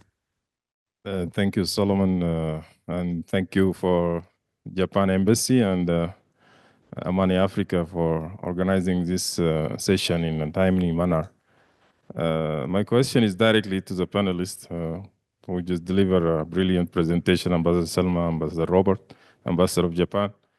How do you see the IGN process after the new change in the administration at the United States? The impact of that on the multilateralism in general, as well as the process of the reform. And without the text-based negotiations, Ambassador of Japan mentioned it's going nowhere. How do you see the negotiations without text-based negotiations? The impact of many dynamics going on the ground in many regions on this very pivotal issue. The second question is, do you think the will of the permanent 5 members is affecting the IGN? If yes, is it affecting that in a negative manner or in a positive way? Thank you so much. Great questions. What does the change in the administration of the US mean? Are we in a qualitatively different moment from where we were when the Pact for the Future was adopted in September? And also, what does the question of text-based negotiations, and importantly, of course, Osni, can we move forward without the permanent five being willing and joining the discussion and showing flexibility? Any other? Looks like that we have exhausted questions. Okay, there's one last.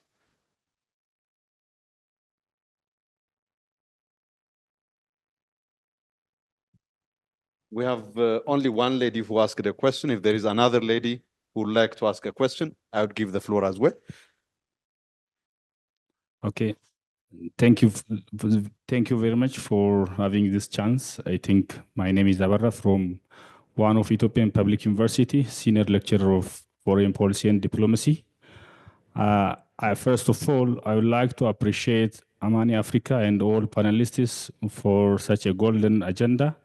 I think this agenda must continue until it practically going to be implemented. So we have challenges as Africans, but the right to get the right, the priority right is almost to be given priority. That is, we have beyond our challenges. Yes, we have challenges. So one of the challenges, as I said, as you raised from another colleagues, to bargain equally with already dominant developed nation by which their basic national interests are dependent on the adverse expense of Africans. How by our apparent economic and military capability, and how we can equally bargain, and if it's going to be successful even, how we can just share the budget issue, the challenge as challenge, because we can raise as a challenge the dominant ones like United States of America, for example, share 60% of UN budget, and how it could be as a challenge must be raised. I think as new extracontinental diplomatic approach, because as Africans, we must continue our agenda. So economic and social collaboration with Africans out of African territory. How could African Union and fellows of Africa ready to help Africans in such manner, just in creation of new allies? Thank you so much. Thank you very much for that intervention. I think the essence of that question is really the question of power, the question of financing, that permanent membership comes with huge expectations in terms of bearing certain burdens, and whether Africa can be able to master that is, I think, the essence of the question. So I come back to you for your reflections. Let me start with you, Ambassador Robert, since you didn't intervene in the first round, and then I'll come to you. Thank you. Thank you very much, Dr. Derso. First, I must apologize for having leave the stage. It was existential, and I knew everybody will still be alive. But as a diplomat, normally I don't break protocol as a way of life. That's been my career. I heard a question, and I think it was adequately answered when someone asks in the previous line of this, why do you want to go there? And somebody answered them, why not? And explained why. Because sometimes we have this very patronizing questions as to who sits at the table or not. My whole life, I've had people tell me things cannot be done. And then I do it and they turn around and say, how did you do it? And so as for breaking boundaries and barriers, I told you we are designed as human beings to solve issues. Now, directly to the question, Madame Dindin asks, a question which I think dovetailed into the second speaker's question, the how of what we are doing and if it's possible. And for me, it's both based on practice over years and also clear observation. The first change took place 21 years after the UN came into being in 1945. The first change was in 1966. It's been 59 years since 1966, and there's been no change. And in our articulation of such things, we must make sure that the facts accompany it. What type of organization is there that doesn't change when the world has changed? That would be a recipe for disaster. The talk about the veto, which was linked to it, is the fact that sometimes it looks like it's anachronistic. But somebody made a point, I think it was Ambassador William, that we should be careful not to repeat the mistakes that led to the Second World War.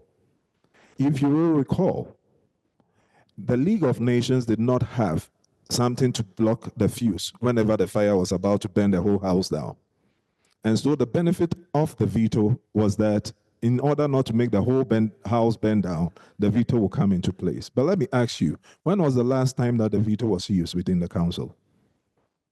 There are more uses of the silent veto than the actual veto. I speak as both one who has been in the council and without. So go check your notes. It's not something that is popular and shouldn't necessarily be done. But the how of it, that is why we have to look at patterns of human behavior. In any negotiation, you get what you are prepared to live with. Africa has stuck to this position for 20 years for good reason, because it's a clearly articulated common position derived from convergent interests, taking into account those of others. When the first change was coming up, I'm telling you, a number of countries, and there was even a European foreign minister who came here just a month or two ago, and I reminded the permanent member, said that I reminded him, but your country was opposed to it in 1966, but then you went on to ratify it, because to change the structure of the Security Council, you have to change the charter. And to do that, you need to test majority of the General Assembly, not the Security Council. When that is done, once that is attained, the next thing you need is ratification by two thirds, including the 5 members of the Security Council. Many of them were reticent, a number of them, not a number of them were reticent when we went in 1966 for the change, and they voted against it, but we got a 2/3 majority. But when it came to ratification, all of them ratified, because they realized they would be left out. I watch as they watch different blocs jostling, some just waiting to see where people will take a firm stance to inform their next steps. It's not like sometimes we should stop just demonizing. Sometimes they are watching, what do you really want? And they have to go along. So when in diplomatic moves, when there is unity, it's very difficult to stop it. But I've given you very clear historical antecedents here. And I will be quick to also add that Africa has been very categorical in stating its position. When we talk about history and we hear, I'm not the one who will be playing victim, but we can also push history under the carpet. The situation of Africa comes out of its history, which spans centuries. We have seen, even after that, neo-colonialist moves. We have seen proxy wars. We've seen changes of government, which had been engineered from without. It's not lost to any of us in this room. So it's not like it has just been on one side. And if you are going to be very honest, some of these things are the impacts of history. What it seeks to do is, in a very constructive way, take its place at the table. When decisions are being made, people listen carefully. And let me not lose this point. People talk about money, but they forget that even one life in this room, with all the gold in the world, cannot bring one life back if it's lost. My country is a troop contributing country, which on every time is in the top 10 troop contributing countries. Do you know the number of troops who have died? What amount of wealth? My country has a lot of gold. What amount of wealth can bring one life back into this world, even that of an ant? People have lost life and limbs. Who quantifies that? So we should be very careful when we look at things through the construct of other lenses, that we are bringing this when others are bringing that. And we tend to be the major troop contributing countries. I just use one aspect to show the different angles to it. Like, for example, when the world withdrew from Rwanda, Ghana stayed behind. And just with about 400 troops, we saved over 40,000 people. How do you quantify that? And we lost 2 troops from that. It hasn't been made into a movie or into a book because the media does not focus the lens on that. So in our utterances, we should be very mindful of it. Let me tie this addendum and I'll stop here. When we went to observe the Commonwealth Memorial Day this year, many people were surprised when we went to the Commonwealth Cemetery and found that many Ghanaians died in this country fighting off the Axis powers. And they wrote the Gold Coast forces. Some too were under the West African Frontier Force. But at the time, they were captured under colonial forces. It is now that they are even trying to address the fact that Africans fought in the Second World War. I have to flag these things so that we become very mindful of what we say. We've come to the table, we are constructive, we have a point to make, we don't need validation, and it will be acknowledged. I thank you for your kind attention.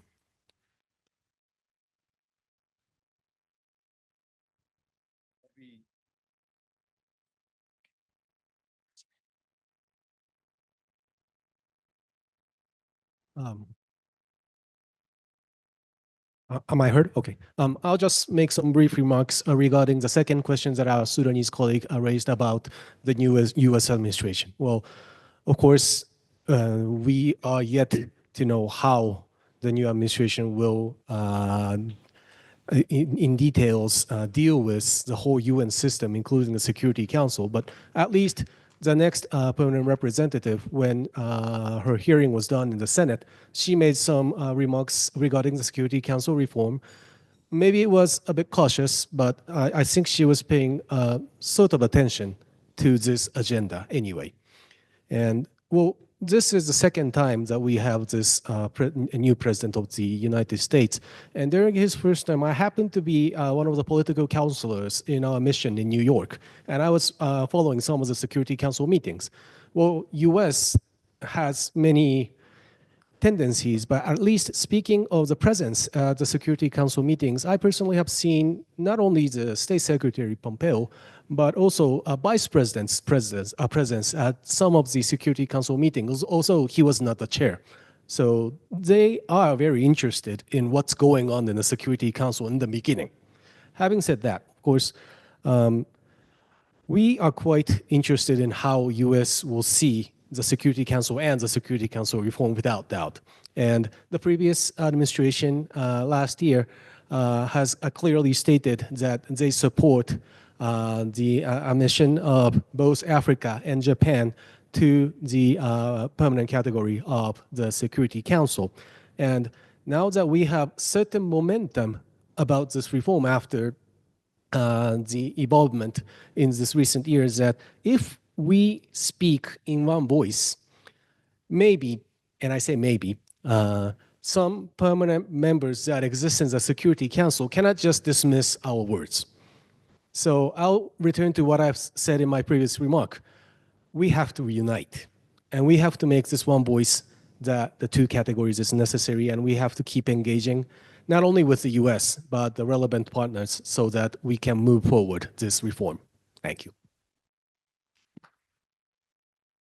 Can I add? Yes, I also react to the first question. Can AU propose model? Of course, I'm from Japan, so I cannot speak for the African Union. But the one thing it's very clear in New York is that many countries, including Japan, would like to see the African model, we all know the common African position. But now the IGN, the Intergovernmental Negotiations on the Security Council reform, is getting into the more specific debate on what kind of model we can adopt at the end of the day. And Africa composed of more than quarter of the UN membership. So the African voice matters. So many countries, including Japan, are very keen to seeing the African proposal so that we can integrate, we can fully take account of the African position in a concrete manner. So that's where we are. And second and my last reaction is that the financial side, there's a question on if the one country becomes a permanent member, that how that might affect the financial contribution to the UN. The simple technical answer is that whether the country is permanent member of the Security Council or non-member of the Security Council, it doesn't matter how much we need to contribute to the UN. There is the scale based on that GDP or development level, the common scale for any country. So based on that scale, each member state is obliged to contribute to the UN. That is a system. And in that scale, whether the country is a member of the Security Council or not, it's not the element. So that is very clear technicality we have in New York. Thank you. Thank you so much, Ambassador, for that clarification as well. I give the floor to Ambassador Selma for taking the last word, please.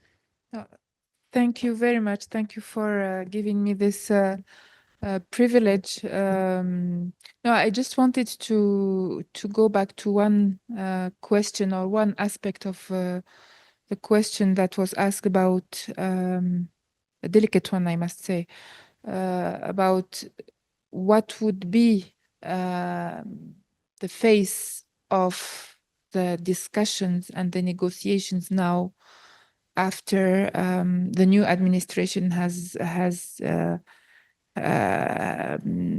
been in place in the United States of America. And this is a question that we need to look into as an African Union, especially now that we have, and it's good that we have Ghana with us, reached a level of understanding of, for instance, the issue of financing the peace support operations.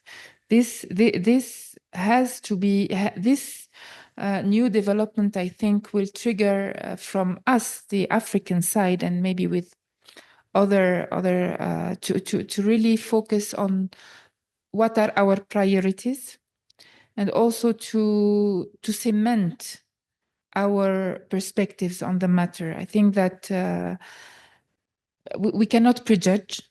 This would not be diplomatically correct, but at least the perspective of facing a change or even a difference in approach from the other side is supposed to lead us to sit and to think and to caucus and to reset our priorities or to refocus them, going back to basics that led us to have this agenda being discussed, and that led us to have this agenda of cooperation between the African Union and the United Nations as a global or a general framework. Thank you. Thank you so very much. I think it is important to build on and affirm this last point, that it is incumbent on us as Africa and African Union member states to identify and look into different scenarios of how the global system, the engagement of the US would evolve, and what that means vis-a-vis the interest of member states of the African Union and Africa's engagement in the global arena.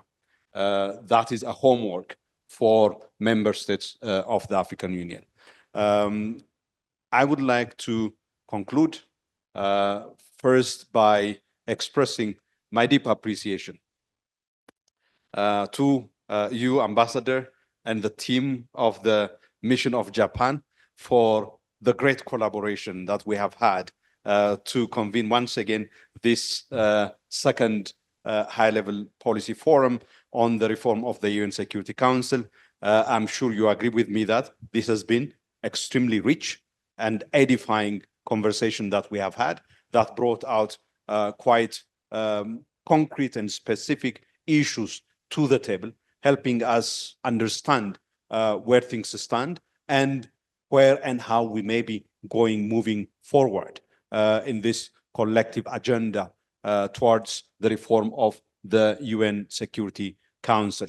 The interventions from African member states highlighted the perspectives of the African Union and its member states in terms of the expectations for the next steps and answering specific questions based on history as well. I think the point that Ambassador Robert made earlier with respect to us thinking about global affairs in purely material terms is a disservice to all of us and the international community, since contributions to multilateralism come in different forms and shapes, not just in material terms, but also importantly, the human lives that he mentioned are extremely important.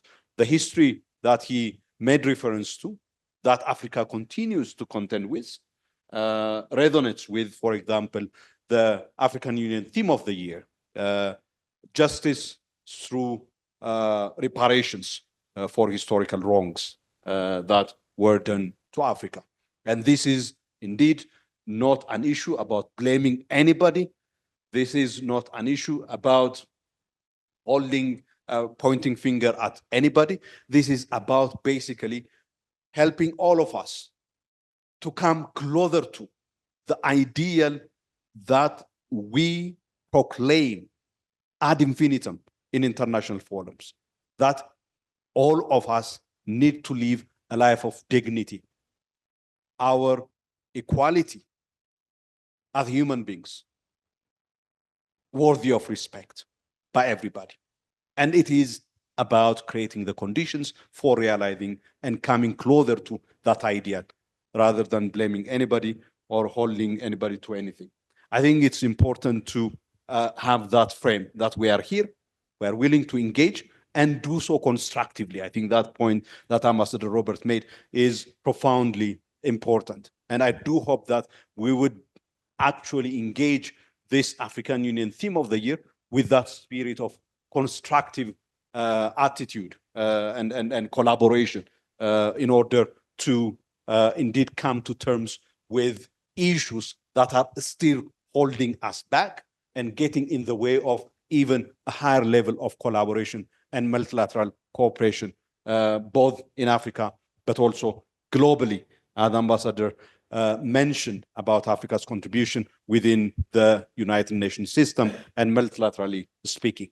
And this event, I think, encapsulates the importance of collaboration between institutions like Amani Africa, the African Union, and partners who actually, as a collective, are invested in the defense, advancement, and consolidation and enhancement of multilateralism for it to be fit for purpose and for the time that we live in and for the challenge that we face. With that, I would like to express once again my gratitude to the kindness that we have been given with the presence of the ambassadors of Algeria, Ghana, Sierra Leone,